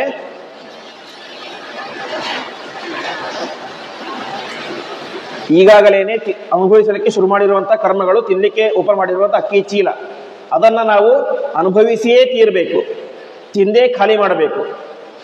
ಸಂಚಿತ ಕರ್ಮವನ್ನ ಪರಮಾತ್ಮ ನಾಶ ಮಾಡ್ತಾನೆ. ಇನ್ನೊಂದು ಕರ್ಮ ಇದೆ, ಅದೇನು, ಆಗಾಮಿ ಕರ್ಮ. ನಾವು ಇಷ್ಟೆಲ್ಲ ಕರ್ಮ ಮಾಡ್ತೀವಲ್ಲ, ಅದರಿಂದ ಮುಂದೆ ಏನಾಗುತ್ತೆ, ಇನ್ನೊಂದಿಷ್ಟು ಪಾಪ ಮತ್ತೆ ಇನ್ನೊಂದು ಪಾಪ ಬರುತ್ತೆ, ಅದು ಕೂಡ ಪರಮಾತ್ಮ ನಾಶ ಮಾಡ್ತಾನೆ ಅಂದ್ರೆ ಯಾವಾಗ ಆ ಪರಮಾತ್ಮನ ವಿಶೇಷವಾದ ಸ್ತೋತ್ರವನ್ನು ಮಾಡಿದಾಗ. ಹಾಗಾಗಿ ಪರಮಾತ್ಮ ನಮ್ಮನ್ನು ವಿಶೇಷವಾಗಿ ಪಾಪಗಳಿಂದಾಗಿ ನಮ್ಮನ್ನು ರಕ್ಷಣೆ ಮಾಡುವಂತ ಪ್ರಾರ್ಥನೆ ಮಾಡಬೇಕು. ಹೀಗೆ ಏನೇ ಶ್ರೇಯ ಪ್ರತೀಪಕ, ಇದರಲ್ಲಿ ಹೇಳಿದ್ದು ಕೆಲವು ಒಟ್ಟಿನಲ್ಲಿ ನಮ್ಮ ಶ್ರೇಯಸ್ಸಿಗೆ ವಿಘ್ನವನ್ನು ಉಂಟು ಮಾಡುವಂಥ ಏನೇನು ಕೆಟ್ಟ ಕಾರ್ಯಗಳು ಅಂತಿದ್ದಾವೆ, ಕೆಟ್ಟ ಫಲಗಳು ಅಂತಿದ್ದಾವೆ, ಅವೆಲ್ಲದರಿಂದಲೂ ಕೂಡ ನಮ್ಮನ್ನ ಪರಮಾತ್ಮ ರಕ್ಷಣೆ ಮಾಡಲಿ ಎಂಬುದಾಗಿ ಟೋಟಲ್ ಆಗಿ ಪ್ರಾರ್ಥನೆ ಮಾಡ್ತಾ ಇದ್ದಾರೆ. ಇಲ್ಲಿ ತನಕ ಒಂದೊಂದೇ ಪ್ರಾರ್ಥನೆ ಮಾಡಿದರು, ಅದು ಇದು ಅಂತ. ಈಗ ಹೇಳ್ತಾ ಇದ್ದಾರೆ, ಏನೇ ಶ್ರೇಯ ಪ್ರತೀಪಕ, ನಮಗೆ ವಿಘ್ನವನ್ನ, ನಮಗೆ ಅಮಂಗಳವನ್ನ ಉಂಟು ಮಾಡುವಂತಹ ಎಲ್ಲ ವಿಧವಾದಂತಹ ಕೆಟ್ಟ ದೃಷ್ಟಿಗಳಿಂದಾಗಿ ಪರಮಾತ್ಮ ನಮ್ಮನ್ನು ರಕ್ಷಣೆ ಮಾಡಲಿ. ಕೇವಲ ಪರಮಾತ್ಮ ಮಾತ್ರ ಅಲ್ಲ, ಭಗವನ್ ನಾಮ ರೂಪ ಅಸ್ತ್ರ ಕೀರ್ತನಾಥ್. ಇಲ್ಲಿ ತನಕ ನಾವು ಪರಮಾತ್ಮನ ನಾಮಗಳ ಚಿಂತನೆ ಮಾಡಿದ್ದೀವಿ, ಕೇಶವಾದಿ ನಾಮಗಳು, ಮತ್ಸ್ಯಾದಿ ನಾಮಗಳ ಚಿಂತನೆ ಮಾಡಿದ್ದೀವಿ. ಅದಾದ ಮೇಲೆ ನಾಮ ರೂಪ, ಪರಮಾತ್ಮನ ದಶಾವತಾರಗಳ ಚಿಂತನೆ ಮಾಡಿದ್ದೀವಿ. ಅದಾದ ಮೇಲೆ ಅಸ್ತ್ರ, ಶಂಖ, ಚಕ್ರ, ಗದ, ಖಡ್ಗ ಮುಂತಾದಂತಹ ಅಸ್ತ್ರಗಳ ಚಿಂತನೆ ಮಾಡಿದ್ವಿ. ಈ ಎಲ್ಲ ಚಿಂತನೆಯಿಂದಾಗಿ ಪರಮಾತ್ಮ ನಮ್ಮನ್ನು ವಿಶೇಷವಾಗಿ ನಿರಂತರವಾಗಿ ನಮ್ಮನ್ನ ರಕ್ಷಣೆ ಮಾಡ್ತಾ ಇರಲಿ ಎಂಬುದಾಗಿ ಪ್ರಾರ್ಥನೆ ಮಾಡಬೇಕು ಅಂತ ತಿಳಿಸ್ತಾ ಇದ್ದಾರೆ. ಇಲ್ಲಿಯ ತನಕ ಪರಮಾತ್ಮನ ರೂಪಗಳ, ನಾಮಗಳ, ಅದೇ ರೀತಿಯಾಗಿ ಆಯುಧಗಳ ಚಿಂತನೆ ಆಯಿತು. ಇದಾದ ಮೇಲೆ ಪರಮಾತ್ಮನ ಸೇವಕರ ಪ್ರಾರ್ಥನೆ. ಪರಮಾತ್ಮನ ಸೇವಕರು ಅಂದರೆ ಯಾವಾಗಲೂ ಕೂಡ ಪರಮಾತ್ಮನನ್ನ ಹೊತ್ತುಕೊಂಡು ತಿರುಗಾಡುವಂತಹ ಗರುಡನಲ್ಲಿ ಪ್ರಾರ್ಥನೆ. ಏನು ಪ್ರಾರ್ಥನೆ?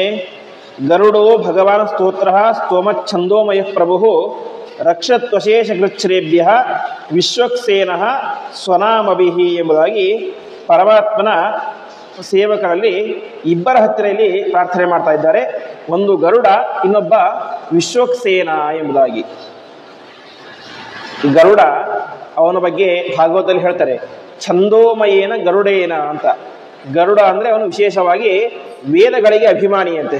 ವೇದಗಳಿಗೆ ಪ್ರಧಾನ ಅಭಿಮಾನಿ ಲಕ್ಷ್ಮೀದೇವಿ, ಹಾಗೆ ಬ್ರಹ್ಮದೇವರು. ಅದಾದ ಮೇಲೆ ಇನ್ನೊಬ್ಬ ಅಭಿಮಾನಿ ಅಂದ್ರೆ ಅದು ಗರುಡ.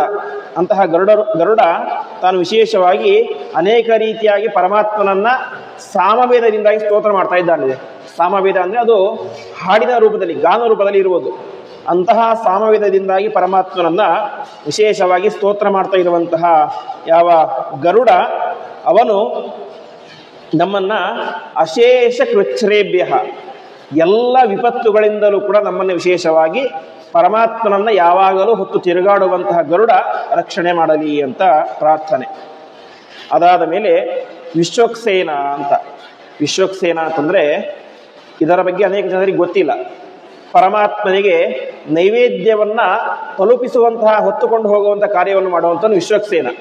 ಹಾಗಾಗಿ ಅಂತಹ ವಿಶ್ವಕ್ಸೇನ ವಿಶೇಷವಾಗಿ ನಮ್ಮನ್ನ ನಿರಂತರವಾಗಿ ಪರಮಾತ್ಮನ ಸ್ಮರಣೆಯನ್ನು ತಂದುಕೊಡಲಿ ಅಂತ. ನಿರಂತರವಾಗಿ ಪರಮಾತ್ಮನಿಗೆ ನೈವೇದ್ಯ ಕೊಡುವಂಥವನು ಯಾರು? ವಿಶ್ವಕ್ಸೇನ. ಪರಮಾತ್ಮನಿಗೆ ನೈವೇದ್ಯ ಒಬ್ಬೊಬ್ಬರು ಒಂದೊಂದು ಟೈಮಲ್ಲಿ ಕೊಡ್ತಾರೆ. ಕೆಲವೊಬ್ರು ಬೆಳಗ್ಗೆ 6 ಗಂಟೆಗೆ ಕೊಡ್ತಾರೆ, ಕೆಲವೊಬ್ರು 7 ಗಂಟೆಗೆ ಕೊಡ್ತಾರೆ. ಹೀಗೆ ತಮಗೆ ಅನುಕೂಲವಾದ ಸಂದರ್ಭದಲ್ಲಿ ಪರಮಾತ್ಮ ನೈವೇದ್ಯ ಕೊಡ್ತಾ ಇರ್ತಾರೆ ಪ್ರತಿಯೊಬ್ಬರು ಕೂಡ. ಹಾಗೆ ಕೊಟ್ಟಂತಹ ಪ್ರತಿಯೊಂದು ನೈವೇದ್ಯವನ್ನು ಕೂಡ ಪರಮಾತ್ಮನಿಗೆ ತಲುಪಿಸುವಂಥವನು ಆ ವಿಶ್ವಕ್ಸೇನ ಎಂಬಂತಹ ದೇವತೆ.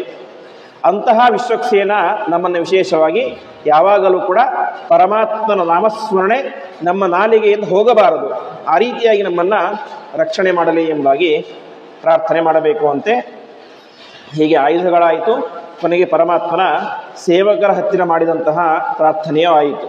ಮುಂದೆ ಹೇಳ್ತಾ ಇದ್ದಾರೆ, ಸರ್ವಾಪದ್ಭ್ಯೋ ಹರೇರ್ನಾಮ ರೂಪಯಾನಾಯುಧಾನಿನಃ ಬುದ್ಧೀಂದ್ರಿಯ ಮನಃಪ್ರಾಣಾನ್ ಪಾಂತು ಪಾರ್ಶ್ವದ ಭೂಷಣಾಹ ಎಂಬುದಾಗಿ ಈ ರೀತಿಯಾಗಿ ಒಂದಲ್ಲ ಎರಡಲ್ಲ ಸರ್ವ ಆಪದ್ಭ್ಯ ಎಲ್ಲ ರೀತಿಯಾದಂತಹ ಆಪತ್ತುಗಳಿಂದಲೂ ಕೂಡ ಪರಮಾತ್ಮನ ನಾಮಗಳು, ಪರಮಾತ್ಮನ ರೂಪಗಳು, ಪರಮಾತ್ಮನ ಯಾನ. ಯಾನ ಅಂದರೆ ವಾಹನ ಅಂತ. ಪರಮಾತ್ಮನ ವಾಹನ ಯಾರು? ಗರುಡ. ಅದೇ ರೀತಿಯಾಗಿ ಪರಮಾತ್ಮನ ಆಯುಧಗಳು ಎಲ್ಲವೂ ಕೂಡ ನಮ್ಮನ್ನು ವಿಶೇಷವಾಗಿ ನಿರಂತರವಾಗಿ ರಕ್ಷಣೆ ಮಾಡ್ತಾ ಇರಲಿ ಅಂತ. ರಕ್ಷಣೆ ಮಾಡೋದು ಅಂದ್ರೆ ಏನು ಅಂತ ಅದಕ್ಕೆ ಪ್ರಸಿದ್ಧವಾದಂತಹ ಒಂದು ಶ್ಲೋಕ ಇದೆ. ನದೇವ ದಂಡಮಾದಾಯ ರಕ್ಷಂತಿ ಪಶುಪಾಲವತ್ ಎಂತು ರಕ್ಷಿತುಮಿಚ್ಛಂತಿ ಬುದ್ಧ್ಯ ಸಂಯೋಜಯಂತಿ ತಮ್ಮ ಅಂತ. ದನಗಳು, ಎಮ್ಮೆಗಳು, ಕತ್ತೆಗಳಿರ್ತವೆ. ಅದನ್ನ ನಾವು ಸರಿಯಾದಂತಹ ದಾರಿಯಲ್ಲಿ ನಡೆದುಕೊಂಡು ಹೋಗ್ಬೇಕಂದ್ರೆ ಅವನೇ ಮಾಡಬೇಕು, ಕೋಲ್ ತಗೊಂಡು ಅದಕ್ಕೆ ಹೊಡಿಬೇಕು. ಹೊಡೆದಾಗ ಏನಾಗುತ್ತೆ, ಅದು ಸರಿಯಾದ ದಾರಿಯಲ್ಲಿ ಹೋಗ್ತವೆ, ಆ ಕಡೆ ಈ ಕಡೆ ಹೋಗೋದಿಲ್ಲ. ನಮ್ಮನ್ನು ಆ ರೀತಿ ಮಾಡಬೇಕು ಮನುಷ್ಯರಿಗೆ ಇಲ್ಲ. ಮತ್ತೇನು ಮಾಡ್ತಾರೆ ದೇವತೆಗಳು ನಮ್ಮನ್ನು ರಕ್ಷಣೆ ಮಾಡಬೇಕಂತಂದ್ರೆ ನಮಗೆ ಕೋಲ್ ತಗೊಂಡು ಹೊಡೆಯೋದಿಲ್ಲ ಅಂತೆ. ಮತ್ತೇನು ಮಾಡ್ತಾರೆ, ಒಳ್ಳೆಯ ಮಾರ್ಗದಲ್ಲಿ ಸಾಗುವಂತೆ ನಮ್ಮ ಬುದ್ಧಿಗೆ ಪ್ರೇರಣೆ ಮಾಡ್ತಾರೆ. ಯಾಕೆಂದ್ರೆ ಬುದ್ಧಿ ಇರೋದು ಮನುಷ್ಯನಿಗೆ ಮಾತ್ರ, ಬೇರೆಯವರಿಗೆ ಬುದ್ಧಿ ಇಲ್ಲ. ಹಾಗಾಗಿ ಇಲ್ಲಿ ಹೇಳ್ತಾ ಇದ್ದಾರೆ, ಬುದ್ಧೀಂದ್ರಿಯ ಮನಃಪ್ರಾಣಾನ್ ಪಾಂತು ಪಾರ್ಶ್ವದ ಭೂಷಣಾಹ. ವಿಶೇಷವಾಗಿ ನಮ್ಮ ಬುದ್ಧಿಯನ್ನ ಚೆನ್ನಾಗಿ ರಕ್ಷಣೆ ಮಾಡಲಿ ಅಂತ. ಯಾಕೆಂದ್ರೆ ಬುದ್ಧಿ ನೆಟ್ಟಗಿದ್ರೆ ಬೇರೆ ಎಲ್ಲವನ್ನು ಕೂಡ ನಾವು ಚೆನ್ನಾಗಿ ಮಾಡ್ಬೋದು. ಬುದ್ಧಿಯೇ ಬರಲಿಲ್ಲ, ಪ್ರವಚನಕ್ಕೆ ಹೋಗ್ಬೇಕಂದ್ರೆ ಬುದ್ಧಿನೇ ಬರಲಿಲ್ಲ ಅಂತಂದ್ರೆ ಏನೊಂದು ಮಾಡ್ಲಿಕ್ಕೆ ಸಾಧ್ಯವಿಲ್ಲ. ಹಾಗಾಗಿ ಮೊದಲು ನಮ್ಮ ಬುದ್ಧಿ ಚೆನ್ನಾಗಿರಬೇಕು ಅಂತ. ಆಮೇಲೆ ಬುದ್ಧಿ ಇದೆ, ಪ್ರವಚನಕ್ಕೆ ಹೋಗಬೇಕು, ಒಳ್ಳೆ ಕಾರ್ಯಗಳನ್ನು ಮಾಡೋಕಂದ್ರೆ ಬುದ್ಧಿ ಇದೆ, ಆದರೆ ಕಾಲಿನಲ್ಲಿ ಶಕ್ತಿನೇ ಇಲ್ಲ, ಕೈಯಲ್ಲಿ ಶಕ್ತಿನೇ ಇಲ್ಲ, ಕಿವಿಯೇ ಕೇಳಿಸಲ್ಲ ಅಂದ್ಬಿಟ್ಟು ಏನು ಮಾಡಬೇಕು, ಕಣ್ಣು ಕಾಣಿಸೋದಿಲ್ಲ ಏನು ಮಾಡಬೇಕು. ಹಾಗಾಗಿ ಮೊದಲು ಇಂದ್ರಿಯಗಳು ಚೆನ್ನಾಗಿರಬೇಕು ಅಂತ ಕೇಳ್ತಾ ಇದ್ದಾರೆ. ಮೊದಲು ಬುದ್ಧಿಯನ್ನು ಚೆನ್ನಾಗಿ ರಕ್ಷಣೆ ಮಾಡಲಿ. ಆಮೇಲೆ ಇಂದ್ರಿಯ, ಪ್ರಧಾನವಾಗಿ ಎಲ್ಲ ಇಂದ್ರಿಯಗಳನ್ನು ಕೂಡ ಆ ಪರಮಾತ್ಮ ನಮ್ಮನ್ನು ನಿಂತುಕೊಂಡು ರಕ್ಷಣೆ ಮಾಡಲಿ.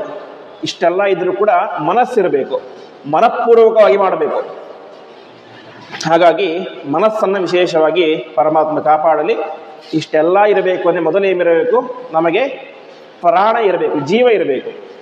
ಆ ವಿಶೇಷವಾದಂತಹ ಆಯಸ್ಸನ್ನು, ಆರೋಗ್ಯವನ್ನು ನಿರಂತರವಾಗಿ ಕೊಟ್ಟು ನಮ್ಮನ್ನು ಪರಮಾತ್ಮ ಕಾಪಾಡಲಿ ಅಂತ ವಿಶೇಷವಾಗಿ ಯಾವ ಯಾವ ರೀತಿಯಲ್ಲಿ, ಯಾವ ಯಾವ ಆಂಗಲ್ನಲ್ಲಿ ನಾವು ಪರಮಾತ್ಮನ ಹತ್ತಿರ ಪ್ರಾರ್ಥನೆ ಮಾಡಲಿಕ್ಕೆ ಸಾಧ್ಯವೋ ಆ ಎಲ್ಲ ದೃಷ್ಟಿಕೋನಗಳಿಂದಲೂ ಕೂಡ ವಿಶೇಷವಾಗಿ ಈ ನಾರಾಯಣ ವರ್ಮದಲ್ಲಿ ಪರಮಾತ್ಮನ ಹತ್ತಿರ ನಮ್ಮನ್ನು ರಕ್ಷಣೆ ಮಾಡು ಎಂಬುದಾಗಿ ಪ್ರಾರ್ಥನೆಯನ್ನು ಮಾಡಲಾಗಿದೆ. ಇಷ್ಟಾದ ಮೇಲೆ ಹೇಳ್ತಾ ಇದ್ದಾರೆ, ಯಥಾಹಿ ಭಗವಾನೇವ ವಸ್ತುತಃ ಸದಸಚ್ಚೇತ್ ಸತ್ತೇ ನಾನೇನ ನ ಸರ್ವೇ ಯಾಂತು ನಾಶಂ ಉಪದ್ರವಾಹ ಅಂತ ಮುಂದೆ ಹೇಳ್ತಾ ಇದ್ದಾರೆ. ಇಲ್ಲಿ ತನಕ ಕೇವಲ ಪರಮಾತ್ಮನ ರೂಪಗಳ ಚಿಂತನೆ ಆಯಿತು. ಮುಂದೆ ಹೇಳ್ತಾ ಇದ್ದಾರೆ, ಬರೀ ರೂಪ ಇದ್ರೆ ಅದು ನಮಗೆ ಅಷ್ಟು ಪ್ರಯೋಜನಕಾರಿ ಆಗೋದಿಲ್ಲ. ಶ್ರೇಷ್ಠವಾದದ್ದು ಜ್ಞಾನ. ಜ್ಞಾನೇನೇವ ಪರಂಪದಂ ಅಂತ ಮೋಕ್ಷ ಆಗಬೇಕಾದ್ರೆ ಜ್ಞಾನ ಬೇಕೇ ಬೇಕು.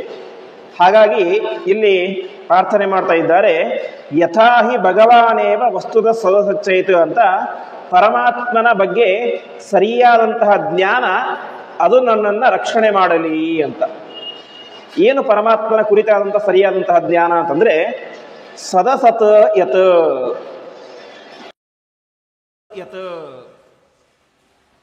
ಪರಮಾತ್ಮ ಇಡೀ ಜಗತ್ತನ್ನು ಸೃಷ್ಟಿ ಮಾಡಿದ್ದಾನೆ. ಜಗತ್ತು ಹೇಗಿದೆ? ಸದಸತ್ ಅಂತ. ಸದಸತ್ ಅಂತಂದರೆ ಕೆಲವೊಂದು ವಸ್ತುಗಳು ಕಣ್ಣಿಗೆ ಕಾಣ್ತವೆ, ಕೆಲವೊಂದು ವಸ್ತುಗಳು ಕಣ್ಣಿಗೆ ಕಾಣಿಸೋದಿಲ್ಲ. ಜಗತ್ತಿನಲ್ಲಿ ಪ್ರಧಾನವಾದದ್ದೇ 5 ಪಂಚಭೂತಗಳು ಅಂತ: ಗಾಳಿ, ನೀರು, ಮಣ್ಣು, ಬೆಂಕಿ, ಆಕಾಶ ಅಂತ. ಅದರಲ್ಲಿ ಕಣ್ಣಿಗೆ ಕಾಣಿಸೋದು ಯಾವುದು? ನೀರು ಕಾಣಿಸುತ್ತೆ, ಮಣ್ಣು ಕಾಣಿಸುತ್ತೆ, ಬೆಂಕಿ ಕಣ್ಣಿಗೆ ಕಾಣಿಸುತ್ತೆ. ಇದು ಮೂರ್ತ ಪದಾರ್ಥಗಳು ಅಂತ. ಇನ್ನು ಆಕಾಶನ ಕಣ್ಣಿಗೆ ಕಾಣಿಸುತ್ತಾ? ಆಕಾಶನೇ ಖಾಲಿ ಸ್ಪೇಸ್ ಅಷ್ಟೇ, ಕಣ್ಣಿಗೆ ಕಾಣಿಸೋದಿಲ್ಲ. ಗಾಳಿ ಕಣ್ಣಿಗೆ ಕಾಣಿಸುತ್ತಾ? ಗಾಳಿಯನ್ನು ಎಕ್ಸ್ಪೀರಿಯನ್ಸ್ ಮಾಡ್ಬೋದು, ಉಸಿರಾಟ ಮಾಡ್ಬೋದು, ನಮ್ಮ ದೇಹಕ್ಕೆ ಬಂದು ಹೊಡಿಬೋದು ಗಾಳಿ. ಆದರೆ ಗಾಳಿ ಕಣ್ಣಿಗೆ ಕಾಣಿಸೋದಿಲ್ಲ. ಹಾಗಾಗಿ ಮೂರ್ತ ಮತ್ತು ಅಮೂರ್ತ, ಕಣ್ಣಿಗೆ ಕಾಣುವಂಥ ಪದಾರ್ಥಗಳು ಮತ್ತು ಕಣ್ಣಿಗೆ ಕಾಣದೇ ಇರುವಂಥ ಪದಾರ್ಥಗಳು. ಅದಕ್ಕೆ ವಿಶೇಷವಾಗಿ ನಿಯಾಮಕನಾದಂಥವನು ಯಾರು? ಅದು ಪರಮಾತ್ಮ ಅಂತ ನಮಗೆ ಜ್ಞಾನ ಬೇಕು ಅಂತ. ಅರ್ಥಾತ್ ಎಲ್ಲವನ್ನೂ ಕೂಡ ಸೃಷ್ಟಿ ಮಾಡಿದಂಥವನು ಪರಮಾತ್ಮ. ಅದಾದ ಮೇಲೆ ವಸ್ತುತಃ ಅಂತ. ವಸ್ತುತಃ ಅಂತಂದರೆ ಇದೆಲ್ಲಕ್ಕೂ ಕೂಡ ವಸ್ತುವಾಗಿ ವಿಶೇಷವಾಗಿ ಕಾರಣನಾದಂಥವನು ಪರಮಾತ್ಮ. ಅವನೇ ಏನಾಗಿದ್ದಾನೆ? ಪರಮಾತ್ಮನೇ ವಿಶೇಷವಾಗಿ ಇದಕ್ಕೆಲ್ಲದೂ ಕೂಡ ಕಾರಣ ಆಗಿದ್ದಾನೆ ಅಂತ. ಅಂದರೆ ನಾವು ಸಾಮಾನ್ಯವಾಗಿ ಪ್ರಸಿದ್ಧಿ ಏನು? ಸೃಷ್ಟಿಯನ್ನು ಮಾಡುವಂಥವನು ಬ್ರಹ್ಮ, ರಕ್ಷಣೆ ಮಾಡುವಂಥವನು ವಿಷ್ಣು, ಸಂಹಾರ ಮಾಡುವಂಥವನು ರುದ್ರ ಅಂತ. ಅದಕ್ಕೆ ಹೇಳ್ತಾ ಇದ್ದಾರೆ, ಯಥಾಹಿ ಭಗವಾನ್ ಏವ ವಸ್ತುತಃ ಸದಸಚ್ಚೈತ ಎಂಬುದಾಗಿ ಪರಮಾತ್ಮನೇ ಎಲ್ಲದಕ್ಕೂ ಕೂಡ ಪ್ರಧಾನ ಕಾರಣ ಆಗಿದ್ದಾನೆ ಅಂತ. ಯಾಕೆಂದರೆ ಬ್ರಹ್ಮದೇವರು ಸೃಷ್ಟಿ ಮಾಡ್ತಾರೆ ಸರಿ, ಆ ಬ್ರಹ್ಮದೇವರು ಹುಟ್ಟಿಸಿದವರು ಒಬ್ಬರು ಇರಬೇಕಲ್ಲ, ಅದೇ ಯಾರು? ಅದು ಪರಮಾತ್ಮ. ರುದ್ರದೇವರು ಎಲ್ಲವನ್ನು ಸಂಹಾರ ಮಾಡ್ತಾರೆ, ಮುಂದೆ ಆ ರುದ್ರದೇವರನ್ನು ನಾಶ ಮಾಡುವಂಥವನು ಯಾರು? ಅದು ಪರಮಾತ್ಮ. ಹೀಗೆ ಇಡೀ ಬ್ರಹ್ಮಾಂಡವನ್ನು ಸೃಷ್ಟಿ ಮಾಡುವವನು ಪರಮಾತ್ಮ, ರಕ್ಷಣೆ ಮಾಡುವಂಥವನು ಪರಮಾತ್ಮ, ಕೊನೆಗೆ ಸಂಹಾರ ಮಾಡುವಂಥವನು ಕೂಡ ಪರಮಾತ್ಮ. ಹಾಗಾಗಿ ಅಂತಹ ಪರಮಾತ್ಮನ ಸರಿಯಾದಂತಹ ಜ್ಞಾನ ನಮಗೆ ಬರಬೇಕು. ಯಥಾರ್ಥವಾದಂತಹ ಜ್ಞಾನ ಬಂದಾಗಲೇ ನಮ್ಮ ಉದ್ಧಾರವಾದಂತಹ ಜ್ಞಾನ ಬಂದಾಗಲೇ ನಮ್ಮ ಉದ್ಧಾರ ಆಗುತ್ತೆ ಅಂತ. ಯಾಕೆಂದರೆ ಯಾವುದೇ ಒಬ್ಬ ವ್ಯಕ್ತಿಗೆ ನಾವೇನು ಮಾಡಬೇಕು? ಅವನ ಬಗ್ಗೆ ಸರಿಯಾಗಿ ತಿಳ್ಕೊಂಡಿರಬೇಕು.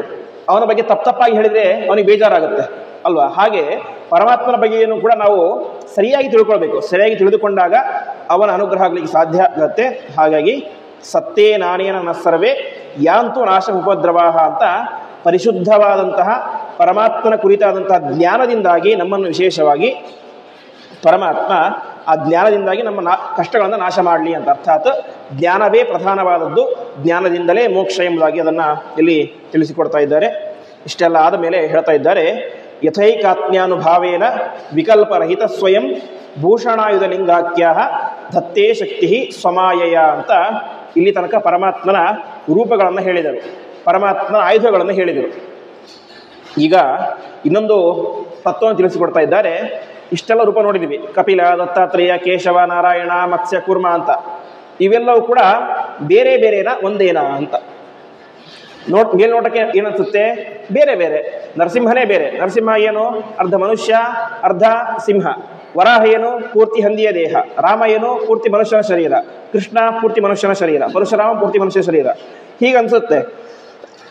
ಅದಕ್ಕಿಲ್ಲಿ ಹೇಳ್ತಾ ಇದ್ದಾರೆ, ಯಥಾ ಐಕಾತ್ಮ್ಯ ಅನುಭಾವೇನ, ಸರ್ವಥಾ ನಾವು ಇಲ್ಲಿ ತನಕ ಹೇಳಿದಂತಹ ಪರಮಾತ್ಮನ ಯಾವ ರೂಪಗಳು ಕೂಡ ಬೇರೆ ಬೇರೆ ಅಂತ ಚಿಂತನೆ ಮಾಡಲೇಬಾರದು. ಮತ್ತೇನು ಮಾಡಬೇಕು? ಐಕಾತ್ಮ್ಯ ಅನುಭಾವೇನ, ಪರಮಾತ್ಮನ ಪ್ರತಿಯೊಂದು ರೂಪಗಳು ಕೂಡ ಅದಕ್ಕೇನಿದೆ? ಐಕ್ಯ ಇದೆ ಎಂಬುದೇ ಚಿಂತನೆ ಮಾಡಬೇಕು. ಅರ್ಥಾತ್ ಪರಮಾತ್ಮನ ವೇದವ್ಯಾಸ ರೂಪ ಬೇರೆಯಲ್ಲ, ಪರಮಾತ್ಮನ ನರಸಿಂಹ ರೂಪ ಬೇರೆಯಲ್ಲ, ಪರಮಾತ್ಮನ ಮತ್ಸ್ಯ ರೂಪ ಬೇರೆಯಲ್ಲ, ಪರಮಾತ್ಮನ ಧನ್ವಂತರಿ ರೂಪ ಬೇರೆಯಲ್ಲ ಅಂತ. ಹಾಗಾಗಿ ಎಲ್ಲ ರೂಪಗಳಲ್ಲೂ ಕೂಡ ವಿಶೇಷವಾಗಿ ನಾವು ಐಕ್ಯ ಚಿಂತನೆ ಮಾಡಬೇಕು ಅಂತ ತಿಳಿಸ್ತಾ ಇದ್ದಾರೆ. ಹಾಗಾಗಿ ಕೆಲವೊಬ್ಬರು ಆಕ್ಷೇಪ ಮಾಡ್ತಾರೆ, ಏನಂತ? ನರಸಿಂಹ ರೂಪ ಮಾಡಿದ್ದೇನು? ಹಿರಣ್ಯಕಶಿಪುವಿನ ಸಂಹಾರ. ವೇದವ್ಯಾಸ ಅವತಾರ ಮಾಡಿದ್ದೇನು? ಗ್ರಂಥಗಳ ರಚನೆ. ಹಾಗಾಗಿ ವೇದವ್ಯಾಸ ದೇವರಿಗೆ ಏನಿಲ್ಲ? ಬಲ ಇಲ್ಲ. ನರಸಿಂಹದೇವರಿಗೆ ಏನಿಲ್ಲ? ಜ್ಞಾನ ಇಲ್ಲ. ಹೀಗೆ ಏನೇನೋ ಅವರಿಗೆ ಆಕ್ಷೇಪ ಮಾಡ್ತಾರೆ. ಹಾಗಾಗಿ ಸರ್ವಥಾ ಆ ರೀತಿಯ ಚಿಂತನೆ ನಾವು ತಿಳಿಬಾರ್ದು. ವೇದವ್ಯಾಸ ದೇವರಿಗೆ ಯಾವ ರೀತಿಯ ಶುದ್ಧವಾದಂತಹ ವೇದಗಳ ಜ್ಞಾನ, ಸರ್ವಜ್ಞತ್ವ ಇದೆಯೋ ಅಷ್ಟೇ ಜ್ಞಾನ ಯಾರಿಗಿದೆ? ನರಸಿಂಹದೇವರಿಗೂ ಇದೆ, ವರಾಹದೇವರಿಗೂ ಇದೆ. ಇವರಿಗೆಷ್ಟು ಪರಾಕ್ರಮ ಇದೆನೋ, ನರಸಿಂಹದೇವರಿಗೆ ಎಷ್ಟು ಅಪಾರವಾದ ಪರಾಕ್ರಮ ಇದೆನೋ ಅಷ್ಟೇ ಪರಾಕ್ರಮ ಯಾರಿಗಿದೆ? ವೇದವ್ಯಾಸ ದೇವರಿಗೂ ಇದೆ, ಕಪಿಲನಿಗೂ ಇದೆ, ದತ್ತಾತ್ರೇಯನಿಗೂ ಇದೆ. ಆದರೆ ಅದನ್ನೇ ಮಾಡಿರೋರು ಜಗತ್ತಿಗೆ ತೋರಿಸಲಿಲ್ಲ ಅಷ್ಟೇ. ಯಾವಾಗ ಏನನ್ನು ತೋರಿಸಿದ್ರು ಅದನ್ನು ಮಾತ್ರ ತೋರಿಸಬೇಕು. ಹಿರಣ್ಯಕಶಿಪು ಸಂದರ್ಭದಲ್ಲಿ ಬಲ ತೋರಿಸಬೇಕಾಗಿತ್ತು, ಹಾಗಾಗಿ ಬಲ ತೋರಿಸಿದ್ರು. ವೇದವ್ಯಾಸರಾಗಿ ಅವತಾರ ಮಾಡಿದ್ದಾಗ ಜ್ಞಾನ ಬೇಕು, ಹಾಗಾಗಿ ಜ್ಞಾನವನ್ನು ತೋರಿಸಿದ್ರು. ಹೀಗೆ ಸರ್ವಥಾ ಯಾವುದೇ ರೂಪಗಳಿಗೂ ನಾವು ಭೇದವನ್ನು ಚಿಂತನೆ ಮಾಡಬಾರದು, ಐಕ್ಯವನ್ನು ಚಿಂತನೆ ಮಾಡಬೇಕು ಅಂತ ಹೇಳ್ತಾ ಇದ್ದಾರೆ. ಯಥಾ ಐಕಾತ್ಮ್ಯಾನುಭಾವೇನ ವಿಕಲ್ಪರಹಿತ. ಇದು ಒಂದು ಚಿಂತನೆ ಆಯಿತು. ಇನ್ನೊಂದು ಚಿಂತನೆ, ಭೂಷಣಾಯುಧ ಲಿಂಗಾಖ್ಯಾ ದತ್ತೇ ಶಕ್ತಿ ಸ್ವಮಾಯಯ. ಪರಮಾತ್ಮನ ಕೈಯಲ್ಲಿ ನಾವು ನೋಡಿದ್ದೇವೆ, ಈಗ ಆಭರಣ ಇದೆ. ಪರಮಾತ್ಮನ ಮೈಯಲ್ಲಿ ಅನೇಕ ರೀತಿಯಾದ ಆಭರಣಗಳಿದ್ದಾವೆ, ಬೆಳ್ಳಿಯ ಬಂಗಾರದ ಅನೇಕ ರೀತಿಯ ಆಭರಣಗಳಿದ್ದಾವೆ. ಅದಾದ ಮತ್ತೇನಿದೆ, ಪರಮಾತ್ಮನ ಕೈಯಲ್ಲಿ ಶಂಖ ಚಕ್ರ ಗದಾ ಪದ್ಮ ಅಂತ ಆಯುಧಗಳಿದ್ದಾವೆ. ಪರಮಾತ್ಮ ಒಳ್ಳೆ ಹಳದಿ ಬಣ್ಣದ ಪೀತಾಂಬರವನ್ನು ಉಟ್ಟುಕೊಂಡಿದ್ದಾನೆ. ಇದೆಲ್ಲ ಎಲ್ಲಿಂದ ಬಂತು? ನಾವು ಇವತ್ತು ಬಟ್ಟೆ ಬೇಕಂದ್ರೆ ಏನು ಮಾಡ್ತೇವೆ, ಯಾವುದೋ ಸಿಲ್ಕ್ಸ್ಗೆ ಹೋಗ್ತೇವೆ, ಅಲ್ಲಿ ಹೋಗಿ ಬಟ್ಟೆ ತಗೊಂಡು ಬರ್ತೇವೆ. ಆಭರಣ ಬೇಕು, ಯಾವ ಜ್ಯುವೆಲರ್ಸ್ಗೆ ಹೋಗ್ತೇವೆ, ತಗೊಂಡು ಬರ್ತೇವೆ. ಪರಮಾತ್ಮನ ಮೈಯಲ್ಲಿ ಇರುವಂತಹ ಆಭರಣ ಬಟ್ಟೆಗಳು ಯಾವ ಅಂಗಡಿಯದ್ದು ಅಂತ ಪ್ರಶ್ನೆ ಬರ್ತವೆ. ಅದಕ್ಕೆ ಹೇಳ್ತಾ ಇದ್ದಾರೆ, ಭೂಷಣಾಯುಧ ಲಿಂಗಾಖ್ಯ ದತ್ತೇ ಶಕ್ತಿ ಸ್ವಮಾಯಯ. ಅದ್ಯಾವುದು ಕೂಡ ಬೇರೆ ವಸ್ತುಗಳೇ ಅಲ್ಲ, ಸ್ವಯಂ ಪರಮಾತ್ಮನೇ ಒಂದೊಂದು ಆಯುಧವಾಗಿ, ಒಂದೊಂದು ಆಭರಣವಾಗಿ, ಒಂದೊಂದು ಬಟ್ಟೆಯಾಗಿ. ಪರಮಾತ್ಮನ ಮೈ ಮೇಲಿರುವಂತಹ ಹಳದಿ ಬಣ್ಣದ ಬಟ್ಟೆಯು ಪರಮಾತ್ಮ, ಪರಮಾತ್ಮನ ಕೈಯಲ್ಲಿರುವಂತಹ ಚಕ್ರ ಅದು ಕೂಡ ಪರಮಾತ್ಮ, ಪರಮಾತ್ಮನ ಕೈಯಲ್ಲಿರುವಂತಹ ಗದೆ ಅದು ಪರಮಾತ್ಮ, ಪರಮಾತ್ಮನ ಬಿಲ್ಲು ಪರಮಾತ್ಮ, ಪರಮಾತ್ಮನ ಬಾಣಗಳು ಪರಮಾತ್ಮ ಅಂತ ಹೇಳ್ತಾ ಇದ್ದಾರೆ. ಅದಕ್ಕೆ ಮತ್ತೆ ಅವಾಂತರ ಅಭಿಮಾನಿಗಳು ಇದ್ದಾರೆ. ಚಕ್ರ ಅಂತಂದ್ರೆ ಚಕ್ರಕ್ಕೆ ಅಭಿಮಾನಿ ಯಾವ ದುರ್ಗಾದೇವಿ, ಬಾಣಗಳಿಗೆ ಅಭಿಮಾನಿ ಪಂಚಾತ್ಮಕೋ ಮಾರುತೈವ ಬಾಣ ಅಂತ ಮುಖ್ಯ ಪ್ರಾಣದೇವರು ಬಾಣಗಳಿಗೆ ಅಭಿಮಾನಿ ಅಂತ. ಅದೇ ಪ್ರಧಾನ ಅಭಿಮಾನಿ ಯಾರು? ಅದು ಪರಮಾತ್ಮನೇ. ಪರಮಾತ್ಮನ ಇನ್ನೊಂದು ರೂಪವೇನೆ ಯಾವುದು? ಶಂಖ ಚಕ್ರ ಗದಾ ಪದ್ಮಾದಿಗಳು ಮತ್ತು ಆಯುಧಗಳು, ಆಭರಣಗಳು ಮತ್ತು ಉಟ್ಟುಕೊಂಡಿರುವಂಥ ಬಟ್ಟೆ ಕೂಡ ಪರಮಾತ್ಮನೇ. ಹಾಗಾಗಿ ಭೂಷಣಾಯುಧ ಲಿಂಗಾಖ್ಯ ದತ್ತೇ ಶಕ್ತಿ ಸ್ವಮಾಯಯ ಅಂತ ಇದೆಲ್ಲವೂ ಕೂಡ ಪರಮಾತ್ಮನ ಇಚ್ಛೆ. ಪರಮಾತ್ಮ ಏನೋ ಬಟ್ಟೆ ತಾನೇ ಹಾಕೊಂಡ್ಬಿಟ್ಟ ಅಂತ ಅದಕ್ಕೆ ಕಷ್ಟಪಟ್ಟು ಪರಮಾತ್ಮ ಹೊಲಿಲಿಲ್ಲ, ಅದನ್ನ ಸ್ವಮಾಯೆಯ ತನ್ನ ಇಚ್ಛೆಯಿಂದಾಗಿ ಅಷ್ಟು ವೈಭವದಿಂದಾಗಿ ಪರಮಾತ್ಮ ಎಲ್ಲವನ್ನು ಕೂಡ ಧಾರಣೆ ಮಾಡಿದ್ದಾನೆ ಅಂತ ಪ್ರಧಾನವಾದ ತತ್ವ ಇದು. ಪರಮಾತ್ಮ ಅವನ ರೂಪಗಳಿಗೂ ಯಾವ ಭೇದ ಚಿಂತನೆ ಮಾಡಬಾರದು. ಅಷ್ಟು ಮಾತ್ರ ಅಲ್ಲ, ಪರಮಾತ್ಮನ ಮೈ ಮೇಲಿರುವಂತಹ ಆಭರಣಗಳು, ಪರಮಾತ್ಮನ ಕೈಯಲ್ಲಿರುವಂತಹ ಆಯುಧಗಳು, ಪರಮಾತ್ಮನ ದೇಹದ ಮೇಲಿರುವಂತಹ ವಸ್ತ್ರ, ಇದಕ್ಕೂ ಕೂಡ ನಾವೇನು ಮಾಡಬಾರದು, ಭೇದ ಚಿಂತನೆ ಮಾಡಬಾರದು. ಪರಮಾತ್ಮನ ಇನ್ನೊಂದು ರೂಪಗಳೇ ಅವು ಎಂಬುದಾಗಿ ಚಿಂತನೆ ಮಾಡಬೇಕು ಅಂತ ನಾರಾಯಣವರು ನಮಗೆ ತಿಳಿಸಿಕೊಡ್ತಾ ಇದೆ. ಮುಂದೆ ತೇನೈವ ಸತ್ಯಮಾನೇನ ಸರ್ವಜ್ಞೋ ಭಗವಾನ್ ಹರಿಃ ಪಾತು ಸರ್ವೇ ಸ್ವರೂಪೈರ್ನಃ ಸದಾ ಸರ್ವತ್ರ ಸರ್ವಗಃ ಎಂಬುದಾಗಿ ಪ್ರಾರ್ಥನೆ. ಹಾಗಾಗಿ ನಾನು ಇಲ್ಲಿಯ ತನಕ ಹೇಳಿದ್ದು ಪರಿಶುದ್ಧವಾದಂತಹ ಜ್ಞಾನ. ನಾವೇನು ಕೇಳಿದ್ದೇವೆ ಮೊನ್ನೆಯಿಂದ, ಇದೆಲ್ಲೂ ಕೂಡ ಪರಿಶುದ್ಧವಾಗಿ ಸಾಕ್ಷಾತ್ ಹಯಗ್ರೀವ ರೂಪಿಯಾದಂಥ ಪರಮಾತ್ಮ ತಿಳಿಸಿಕೊಟ್ಟಂತಹ ವಿದ್ಯೆ. ಇದು ಹಯಗ್ರೀವ ಮಧುವಿದ್ಯೆ ಅಂತ. ವಿಶೇಷವಾಗಿ ಬೃಹದಾರಣ್ಯಕೋಪನಿಷತ್ತಿನ ಭಾಷ್ಯದಲ್ಲಿ ಆಚಾರ್ಯರು ಇದನ್ನು ನಾರಾಯಣವರ್ಮ ಅಂತ ಕರೆಯೋದಿಲ್ಲ, ಹೊರತು ಹಯಗ್ರೀವ ಮಧುವಿದ್ಯೆ ಅಂತ ಕರೀತಾರೆ. ಸಾಕ್ಷಾತ್ ಹಯಗ್ರೀವ ರೂಪಿಯ ಅಂತ ಪರಮಾತ್ಮ ಉಪದೇಶ ಮಾಡಿದಂಥ ಶ್ರೇಷ್ಠ ಮಂತ್ರ ಈ ಒಂದು ನಾರಾಯಣ ವರ್ಮ. ಹಾಗಾಗಿ ತೇನೈವ ಸತ್ಯಮಾನೇನ, ಪರಿಶುದ್ಧವಾದಂತಹ ಇದು ಪ್ರಮಾಣ ಒಂದು. ಹಾಗಾಗಿ ನಾನು ಹೇಳ್ತಾ ಇದ್ದೇನೆ ಏನಂತ, ಸರ್ವಜ್ಞೋ ಭಗವಾನ್ ಹರಿಹಿ, ಪರಮಾತ್ಮ ಅವನೇನಾಗಿದ್ದಾನೆ, ಸರ್ವಜ್ಞನಾಗಿದ್ದಾನೆ. ಅವನಿಗೆ ಗೊತ್ತಿಲ್ಲದೆ ಇರುವಂತಹ ವಿಚಾರಗಳೇ ಇಲ್ಲ, ಎಲ್ಲವನ್ನೂ ಕೂಡ ಬಲ್ಲವನು ಆ ಪರಮಾತ್ಮ. ಆ ಪರಮಾತ್ಮ ಮತ್ತೇನಾಗಿದ್ದಾನೆ, ಸರ್ವಗಃ, ಎಲ್ಲ ಕಡೆ ಇದ್ದಾನೆ. ಪರಮಾತ್ಮ ಇಲ್ಲದೆ ಇರುವಂತಹ ಸ್ಥಳವೇ ಇಲ್ಲ. ನೀರಿನಲ್ಲಿ ಇದ್ದಾನೆ, ಮಣ್ಣಿನಲ್ಲಿ ಇದ್ದಾನೆ, ಆಕಾಶದಲ್ಲಿ ಇದ್ದಾನೆ. ಹೀಗೆ ಎಲ್ಲ ಕಡೆಯೂ ಕೂಡ ಪರಮಾತ್ಮ ಏನಾಗಿದ್ದಾನೆ, ತನ್ನ ಸ್ವರೂಪೈಹಿ, ತನ್ನ ಅನೇಕ ರೂಪಗಳಿಂದಾಗಿ ಪರಮಾತ್ಮ ಎಲ್ಲ ಕಡೆ ವ್ಯಾಪಿಸಿ ನಿಂತಿದ್ದಾನೆ. ಅಂತಹ ಪರಮಾತ್ಮ ನಮ್ಮನ್ನ ರಕ್ಷಣೆ ಮಾಡಲಿ. ಎಲ್ಲಿ ರಕ್ಷಣೆ ಮಾಡಲಿ? ಸದಾ ಸರ್ವತ್ರ ಸರ್ವಗಃ, ಎಲ್ಲ ಕಡೆ ಮತ್ತು ಎಲ್ಲ ಕಾಲದಲ್ಲಿ ಪರಮಾತ್ಮ ವಿಶೇಷವಾಗಿ ನಮ್ಮನ್ನ ರಕ್ಷಣೆ ಮಾಡಲಿ ಅಂತ ಕೊನೆಯಲ್ಲಿ ಪರಮಾತ್ಮನ ಹತ್ತಿರ ಒಟ್ಟಿಗೆ ಸಮಷ್ಟಿಯಾಗಿ ಪ್ರಾರ್ಥನೆ. ಅರ್ಥಾತ್ ಇಲ್ಲಿಯ ತನಕ ಪ್ರತ್ಯೇಕವಾಗಿ ಪ್ರಾರ್ಥನೆ ಮಾಡಿದರು. ನರಸಿಂಹ ನಮ್ಮನ್ನು ಇಲ್ಲಿ ಕಾಪಾಡಲಿ, ಮತ್ಸ್ಯ ನಮ್ಮನ್ನು ನೀರಿನಲ್ಲಿ ಕಾಪಾಡಲಿ ಅಂತ ಪ್ರತ್ಯೇಕವಾಗಿ ಪ್ರಾರ್ಥನೆ ಮಾಡಿದ್ದರು. ಈಗ ಪರಮಾತ್ಮನ ಎಲ್ಲ ರೂಪಗಳ ಹತ್ತಿರ ಒಟ್ಟಾಗಿ ಸೇರಿಕೊಂಡು ಪ್ರಾರ್ಥನೆ ಮಾಡ್ತಾ ಇದ್ದಾರೆ. ಪಾತು ಸರ್ವೈಹಿ ಸ್ವರೂಪೈರ್ನಃ ಸದಾ ಸರ್ವತ್ರ ಸರ್ವಗಃ ಅಂತ ಪರಮಾತ್ಮ ನಮ್ಮನ್ನು ನೀನು ಎಲ್ಲ ರೂಪಗಳಿಂದಾಗಿ ಪ್ರಾರ್ಥನೆ ಮಾಡಿದ್ದು. ನಾವೆಷ್ಟು ರೂಪ? ಒಂದು 30-35 ರೂಪ ಮಾತ್ರ. ಪರಮಾತ್ಮನಿಗೆ ಅಷ್ಟೇ ರೂಪ ಇರೋದಾ? ಪರಮಾತ್ಮ ಅನಂತ ರೂಪಿ. ಹಾಗಾಗಿ ನಿನ್ನ ಅನಂತ ಸ್ವರೂಪಗಳಿಂದಾಗಿ ಪರಮಾತ್ಮ ನಮ್ಮನ್ನು ವಿಶೇಷವಾಗಿ ಎಲ್ಲ ಕಡೆಯೂ ಕೂಡ ರಕ್ಷಣೆ ಮಾಡುವಂತ ಪ್ರಾರ್ಥನೆ. ಮುಂದೆ ವಿದಿಕ್ಷು ದಿಕ್ಷೂರ್ಧ ಮದಸ್ಸಮಂತಾತ್ ಅಂತರ್ಬಹಿರ್ಭಗವಾನ್ ನಾರಸಿಂಹ ಪ್ರಹಾಪಯಂ ಲೋಕಭಯಂ ಸ್ವನೇನ ಸ್ವತೇಜಸ ಗ್ರಸ್ತ ಸಮಸ್ತ ತೇಜಾಹ. ವಿಶೇಷವಾಗಿ ಇದಕ್ಕೆ ಹೆಸರೇನು? ನಾರಾಯಣ ವರ್ಮ ಅಂತ. ಇದಕ್ಕೆ ಪುರಾಣದಲ್ಲಿ ನಾವು ನೋಡುವಂಥ ಇನ್ನೊಂದು ಹೆಸರು ನರಸಿಂಹ ಕವಚ ಅಂತ ಇದಕ್ಕೆ ಹೆಸರಿದೆ. ನಾರಾಯಣ ಬೇರೆ ಅಲ್ಲ, ನರಸಿಂಹ ಬೇರೆ ಅಲ್ಲ. ಹಾಗಾಗಿ ಕೊನೆಯಲ್ಲಿ ಇಲ್ಲಿ ನರಸಿಂಹದೇವರ ಹತ್ತಿರ ಪ್ರಾರ್ಥನೆಯನ್ನು ಮಾಡ್ತಾ ಇದ್ದಾರೆ. ಪರಮಾತ್ಮ ಎಂಥವನು ಅಂತಂದರೆ ಸ್ವತೇಜಸ ಗ್ರಸ್ತ ಸಮಸ್ತ ತೇಜಾಹ ಅಂತ. ಆ ನರಸಿಂಹದೇವರ ಬೆಳಕು ಎಂಥದ್ದು ಅಂತಂದರೆ ಗ್ರಸ್ತ ಸಮಸ್ತ ತೇಜಾಹ. ಪರಮಾತ್ಮ ಒಂದು ಸಲ ತನ್ನ ಬೆಳಕನ್ನು ಕೊಟ್ಟ ಅಂತಂದರೆ ಸೂರ್ಯನ ಬೆಳಕು, ಬೆಂಕಿಯ ಬೆಳಕು, ಚಂದ್ರನ ಬೆಳಕು ಎಲ್ಲವೂ ಕೂಡ ಮುಚ್ಚಿ ಹೋಗಿ ಬಿಡುತ್ತೆ ಅಂತ ಹೇಳ್ತಾ ಇದ್ದಾರೆ. ಅರ್ಥಾತ್ ಪರಮಾತ್ಮನ ಬೆಳಕಿನ ಮುಂದೆ ಸೂರ್ಯ ಚಂದ್ರರ ಯಾವ ಬೆಳಕು ಕೂಡ ನಡೆಯೋದಿಲ್ಲ ಅಂತ. ಇದನ್ನೇ ಗೀತೆಯಲ್ಲಿ ಪರಮಾತ್ಮ ಹೇಳ್ತಾನೆ, ಯದಾದಿತ್ಯಗತಂ ತೇಜ ಜಗದ್ಭಾಸಯತೆ ಖಿಲಂ ಯತ್ ಚಂದ್ರಮಸಿ ಹೆಚ್ಚಾಗ್ನೋ ತತ್ತೇಜೋ ವಿಧಿ ಮಾಮಕಂ ಅಂತ. ಅರ್ಥಾತ್ ಸೂರ್ಯನಿಗೆ ಜಗತ್ತನ್ನು ಬೆಳಗಿಸುವಂಥ ಶಕ್ತಿ ಕೊಟ್ಟಿದ್ಯಾರು? ನಾನು. ಚಂದ್ರನಿಗೆ ಬೆಳಕನ್ನು ಕೊಡುವಂಥ ಶಕ್ತಿ ಕೊಟ್ಟಿದ್ಯಾರು? ಅದು ನಾನು. ಅಗ್ನಿಯಲ್ಲಿ ಇದ್ದುಕೊಂಡು ಬೆಳಕಿಸುವ ಶಕ್ತಿ ಕೊಟ್ಟದ್ಯಾರು? ನಾನು.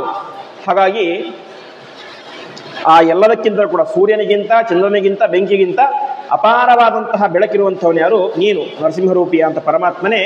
ನೀನು ಲೋಕಭಯಂ, ನನಗೆ ಮಾತ್ರ ಅಲ್ಲ, ನಾವೆಲ್ಲರೂ ಕೂಡ ಬೆಳಗ್ಗೆ ಪ್ರಾರ್ಥನೆ ಮಾಡ್ತೇವೆ. ಏನಂತ? ಲೋಕಾ ಸಮಸ್ತಾಃ ಸುಖಿನೋ ಭವಂತು ಕಾಲೇ ವರ್ಷತು ಪರ್ಜನ್ಯ ಪೃಥಿವೀ ಸಸ್ಯಶಾಲಿನಿ ದೇಶೋಯಂ ಶೋಭರಹಿತಃ ಸಜ್ಜನಾಃ ಸಂತು ನಿರ್ಭಯಾಃ ಅಪುತ್ರಾಃ ಪುತ್ರಿಣಃ ಸಂತು ಪುತ್ರಿಣಃ ಸಂತು ಪೌತ್ರಿಣಃ ಅಧನಾ ಸದನಾ ಸಂತು ಜೀವಂತು ಶರದಾಂ ಶತಂ ಅಂತ ಪ್ರತಿನಿತ್ಯ ಬೆಳಗ್ಗೆ ಪ್ರಾರ್ಥನೆ ಮಾಡಬೇಕು ಅಂತೆ. ಏನಂತ? ನಾವೊಬ್ಬರೇ ಚೆನ್ನಾಗಿರ್ಬೇಕು ಅಂತ ಅರ್ಥ ಅಲ್ಲ, ಇಡೀ ಜಗತ್ತು ಚೆನ್ನಾಗಿರಲಿ. ಗೋ ಬ್ರಾಹ್ಮಣೇಭ್ಯ ಶುಭಂ ಭವತು, ಆಕಳುಗಳಿಗೆ, ಜ್ಞಾನಿಗಳಿಗೆ ಒಳ್ಳೆಯದಾಗಲಿ. ವಿಶೇಷವಾಗಿ ಕಾಲೇ ವರ್ಷದ ಪರ್ಜನ್ಯ, ಕಾಲ ಕಾಲಕ್ಕೆ ಸರಿಯಾಗಿ ಮಳೆಯಾಗಲಿ. ಹೀಗೆ ಅನೇಕ ಪ್ರಾರ್ಥನೆಯನ್ನು ಹೇಳಿದ್ದಾರೆ. ಮಕ್ಕಳಾಗದವರಿಗೆ ಮಕ್ಕಳಾಗಲಿ, ಬಡವರಿಗೆ ಸಂಪತ್ತು ಸಿಗಲಿ, ಮಕ್ಕಳಾದವರಿಗೆ ಮೊಮ್ಮಕ್ಕಳಾಗಲಿ, ಪುತ್ರಿಣ ಸಂತು ಪೌತ್ರಿಣ ಅದನಾ ಸದನಾ ಸಂತು ಜೀವಂತು ಶರದಶತಂ. ಅಂದರೆ ಪ್ರತಿಯೊಬ್ಬರೂ ಕೂಡ ತಮ್ಮ ಜೀವನದ 100 ವರ್ಷ ಆಯುಷ್ಯವನ್ನ ಪೂರ್ಣ ಮಾಡಲಿ ಅಂತ ಬೆಳಗ್ಗೆ ಪ್ರಾರ್ಥನೆ ಮಾಡಬೇಕು ಅಂತ ಹೇಳ್ತಾರೆ. ಹಾಗೆ ಇಲ್ಲಿ ಹೇಳ್ತಾ ಇದ್ದಾರೆ, ಗ್ರಸ್ತ ಸಮಸ್ತ ತೇಜಾಹ ನಾರಸಿಂಹ ಲೋಕಭಯಂ ಸ್ವನೇನ ಪ್ರಹಾಪಯನ್. ಪರಮಾತ್ಮ ನಿನ್ನ ಘರ್ಜನೆಯಿಂದಾಗಿ, ನರಸಿಂಹದೇವರ ರೂಪ ಅನ್ನೋದು ಭಯಾನಕವಾದಂತಹ ರೂಪ. ಯಾರಿಗೆ? ಶತ್ರುಗಳಿಗೆ, ನಮ್ಮ ಭಕ್ತರಿಗಲ್ಲ. ಹಾಗಾಗಿ ಪರಮಾತ್ಮನೇ ನಿನ್ನ ಆ ಭಯಾನಕವಾದ ಘರ್ಜನೆಯಿಂದಾಗಿ ಸಕಲ ಸಜ್ಜನರ ಕಷ್ಟಗಳನ್ನು ಕೂಡ ದೂರ ಮಾಡು. ಪ್ರಹಾಪಯಂ ಲೋಕಭಯಂ, ಸಮಸ್ತ ಲೋಕದ ಜನರ ಎಲ್ಲ ರೀತಿಯಾದಂಥ ಕಷ್ಟಗಳನ್ನು ಕೂಡ ನೀನೇ ಮಾಡು, ಪಾರು ಮಾಡು, ಪಾರು ಮಾಡು. ಅಷ್ಟು ಮಾತ್ರ ಅಲ್ಲ, ವಿದಿಕ್ಷು ದಿಕ್ಷು ಊರ್ಧ್ವ ಮತಸ್ಸಮಂತ. ದಿಕ್ಷು ಅಂದರೆ ಪೂರ್ವ, ಪಶ್ಚಿಮ, ದಕ್ಷಿಣ, ಉತ್ತರ 4 ದಿಕ್ಕು. ಆಮೇಲೆ ವಿದಿಕ್ಷು, ವಿದಿಕ್ಷು ಅಂತಂದರೆ ಆಗ್ನೇಯ, ನೈಋತ್ಯ, ವಾಯುವ್ಯ, ಈಶಾನ್ಯ. ಆಮೇಲೆ ಊರ್ಧ್ವಂ ಅಧಃ, ಮೇಲೆ ಮತ್ತು ಕೆಳಗೆ, ಒಟ್ಟು 10 ಕಡೆ ಆಯಿತು. 10 ಕಡೆಯಿಂದ ಬರುವಂತಹ ಎಲ್ಲ ರೀತಿಯಾದಂತಹ ದೋಷಗಳಿಂದಾಗಿಯೂ ಕೂಡ ನಮ್ಮನ್ನು ನಿರಂತರವಾಗಿ ರಕ್ಷಣೆ ಮಾಡು ಎಂಬುದಾಗಿ ವಿಶೇಷವಾಗಿ ಆ ಯಾವ ನರಸಿಂಹರೂಪಿಯಾದಂತಹ ಪರಮಾತ್ಮನ ಹತ್ತಿರ ಪ್ರಾರ್ಥನೆ ಮಾಡಬೇಕು ಎಂಬುದಾಗಿ ತಿಳಿಸ್ತಾ ಇದ್ದಾರೆ. ಹೀಗೆ ಒಟ್ಟು ಇಲ್ಲಿಗೆ 34 ಶ್ಲೋಕಗಳ ಚಿಂತನೆ ಆಗುತ್ತೆ. ಇನ್ನು 7 ಶ್ಲೋಕಗಳಿದ್ದಾವೆ. ಅದರಲ್ಲಿ ಫಲಶ್ರುತಿ, ಇದನ್ನು ಕೇಳಿದರೆ ಯಾವ ರೀತಿಯಂತಹ ಫಲ ಸಿಗುತ್ತೆ ಅಂತ. ಅದಾದ ಮೇಲೆ ಪ್ರಧಾನವಾಗಿ ಭಾಗವತದಲ್ಲಿ ಈ ನಾರಾಯಣ ವರ್ಮದ ಒಂದು ಬರಲಿಕ್ಕೆ ಕಾರಣ ಏನು? ಇಂದ್ರನ ಅಹಂಕಾರದಿಂದಾಗಿ ಇಂದ್ರ ಯಾವಾಗ ಎದ್ದು ನಿಂತು ಋಷಿಗಳಿಗೆ, ಯಾವಾಗ ಬೃಹಸ್ಪತ್ಯಾಚಾರ್ಯ ಗೌರವ ಕೊಡಲಿಲ್ಲ, ಅದಕ್ಕೋಸ್ಕರ ಅವರು ಅದೃಶ್ಯರಾಗಿ ಬಿಟ್ಟರು. ಅದರಿಂದಾಗಿ ಏನಾಯಿತು? ಅವನ ಇಡೀ ಸಂಪತ್ತು ನಾಶ ಆಯಿತು. ಹಾಗಾಗಿ ಮುಂದೆ ಅವನು ವಿಶ್ವರೂಪಾಚಾರ್ಯರಿಂದಾಗಿ ಈ ಒಂದು ನಾರಾಯಣ ವರ್ಮದ ಉಪದೇಶವನ್ನು ಪಡೆದುಕೊಂಡು ಮುಂದೆ ಯುದ್ಧವನ್ನು ಮಾಡಿ, ಯುದ್ಧದಲ್ಲಿ ಅನೇಕ ರೀತಿಯಾದಂಥ ದೈತ್ಯರನ್ನು ಸಂಹಾರ ಮಾಡಿ ತಾನೇನು ಮಾಡ್ತಾನೆ? ಮತ್ತೆ ದೇವರಾಜ್ಯದ ಸಿಂಹಾಸನದಲ್ಲಿ ಕೂತ್ಕೊಳ್ತಾನೆ. ಅಷ್ಟು ಮಾತ್ರ ಅಲ್ಲ, ಇನ್ನೊಂದು ಆಶ್ಚರ್ಯಕರ ಸಂಗತಿ ನಡೆಯುತ್ತೆ. ಇಂದ್ರನಿಗೆ ಇಷ್ಟೆಲ್ಲ ಸಂಪತ್ತು ಬರಲಿಕ್ಕೆ ಪ್ರಧಾನ ಕಾರಣ ಯಾರು? ವಿಶ್ವರೂಪಾಚಾರ್ಯರು. ಕೊನೆಗೆ ಅವನೇನು ಮಾಡ್ತಾನೆ? ವಿಶ್ವರೂಪಾಚಾರ್ಯರ ತಲೆಯನ್ನೇ ಕಡಿದು ಬಿಡ್ತಾನೆ ಇಂದ್ರ. ಅದಕ್ಕೆ ಕಾರಣ ಏನು ಅಂತ ಹೇಳ್ತಾರೆ. ಮುಂದೆ ಆ ವಿಶ್ವರೂಪಾಚಾರ್ಯರ ತಮ್ಮನಾದಂತಹ ವೃತ್ರಾಸುರ ಬರ್ತಾನೆ. ಅವನನ್ನು ಕೂಡ ಸಂಹಾರ ಮಾಡಿ, ಅದು ಕೂಡ ಹೇಗೆ? ದದೀಚಿ ಋಷಿಗಳ ಬೆನ್ನಿನ ಮೂಳೆಯಿಂದಾಗಿ. ಅವರಲ್ಲಿ ಆ ಶಕ್ತಿ ಬರಲಿಕ್ಕೆ ಕಾರಣ ಏನು? ಮತ್ತೆ ಪುನಃ ನಾರಾಯಣ ವರ್ಮದ ನಿರಂತರವಾದ ಜಪ, ಅದು ಆ ಶಕ್ತಿ ಬರಲಿಕ್ಕೆ ಕಾರಣ ಅಂತ ನಾವು ನೋಡ್ತೇವೆ. ಹೀಗೆ ನಾಳೆಯ ದಿನ, ಕೊನೆಯ ದಿನ ಆ ಒಂದು ನಾರಾಯಣ ವರ್ಮದ ಫಲಶ್ರುತಿ ಪಾರಾಯಣ ಮಾಡಿದರೆ ಯಾವ ರೀತಿಯಾಗಿ ಫಲ ಬರುತ್ತೆ ಅಂತ. ಯಾಕೆಂದರೆ ಒಂದು ಪ್ರಸಿದ್ಧವಾದಂತಹ ಮಾತು, ಪ್ರಯೋಜನಂ ಅನುದ್ದಿಶ್ಯ ನಮಂದೋಪಿ ಪ್ರವರ್ತತೆ ಅಂತ. ಜಗತ್ತಿನಲ್ಲಿ ಒಬ್ಬ ವ್ಯಕ್ತಿ ಏನೇ ಕೆಲಸ ಮಾಡಲಿ ಅದರಿಂದ ಒಂದು ಏನು ಅಪೇಕ್ಷೆ ಪಡ್ತಾನೆ, ಪ್ರಯೋಜನವನ್ನು ಅಪೇಕ್ಷೆ ಪಡ್ತಾನೆ ಅಂತ. ಪ್ರಯೋಜನ ಅಪೇಕ್ಷೆ ಪಡೆದೇನೆ ಒಬ್ಬ ಹುಚ್ಚನೂ ಕೂಡ ಒಂದು ಕೆಲಸ ಮಾಡೋದಿಲ್ಲ ಅಂತ ಹೇಳ್ತಾರೆ. ಮಂದ ಅಂದರೆ ಹುಚ್ಚ ಅಂತ. ಹುಚ್ಚನೂ ಒಂದು ಕೆಲಸ ಮಾಡೋದಿಲ್ಲ. ಒಬ್ಬ ಹುಚ್ಚ ಏನೋ ಒಂದು ಮಾಡ್ತಾ ಇದ್ದಾನೆ ಅಂದರೆ ಅದಕ್ಕೆ ಅವನಿಗೊಂದು ಲಾಭ ಇರುತ್ತೆ. ಹಾಗಾಗಿ ವಾಸ್ತವಿಕವಾಗಿ ಯಾವುದೇ ರೀತಿಯಾದಂಥ ಲಾಭವನ್ನು ಪ್ರಯೋಜನವನ್ನು ಅಪೇಕ್ಷೆ ಪಡಬಾರದು. ಇದು ಯಾರಿಗೆ ಸಾಧ್ಯ? ದೊಡ್ಡ ದೊಡ್ಡ ಜ್ಞಾನಿಗಳಿಗೆ ಇದು ಸಾಧ್ಯ. ನಮ್ಮ ನಿಮ್ಮಂಥ ಸಾಮಾನ್ಯರಿಗೆ ಫಲ ಬೇಕು ಅಂತ ಸಹಜವಾಗಿ ಮನಸ್ಸಲ್ಲಿ ಆಸೆ ಇದ್ದೇ ಇರುತ್ತೆ. ಅದನ್ನು ನಾವು ಓಪನ್ ಆಗಿ ಕೇಳದೇ ಹೋದರೂ ಕೂಡ ಮನಸ್ಸಿನಲ್ಲಿ ಆಕಾಂಕ್ಷೆ ಇದ್ದೇ ಇರುತ್ತೆ. ಹಾಗಾಗಿ ಅಂತಹ ಈ ನಾರಾಯಣ ವರ್ಮವನ್ನು ಪಾರಾಯಣ ಮಾಡಿದರೆ ಯಾವ ರೀತಿಯ ಅಂತ ಉತ್ತಮವಾದ ಫಲ ಸಿಗುತ್ತೆ ಎಂಬುದಾಗಿ ಮುಂದೆ ತಿಳಿಸ್ತಾ ಹೋಗ್ತಾರೆ. ಆ ಉಳಿದ ಎಲ್ಲ ಭಾಗದ ಚಿಂತನೆಯನ್ನು ಕೂಡ ನಾಳೆಯ ಪ್ರವಚನಕ್ಕೆ ಸೇರಿದಾಗ ನಾವೆಲ್ಲರೂ ಕೂಡ ಚಿಂತನೆ ಮಾಡೋಣ ಎಂಬುದಾಗಿ ಹೇಳ್ತಾ ಇಂದಿನ ಪ್ರವಚನವನ್ನು ಶ್ರೀಕೃಷ್ಣಾರ್ಪಣಮಸ್ತು.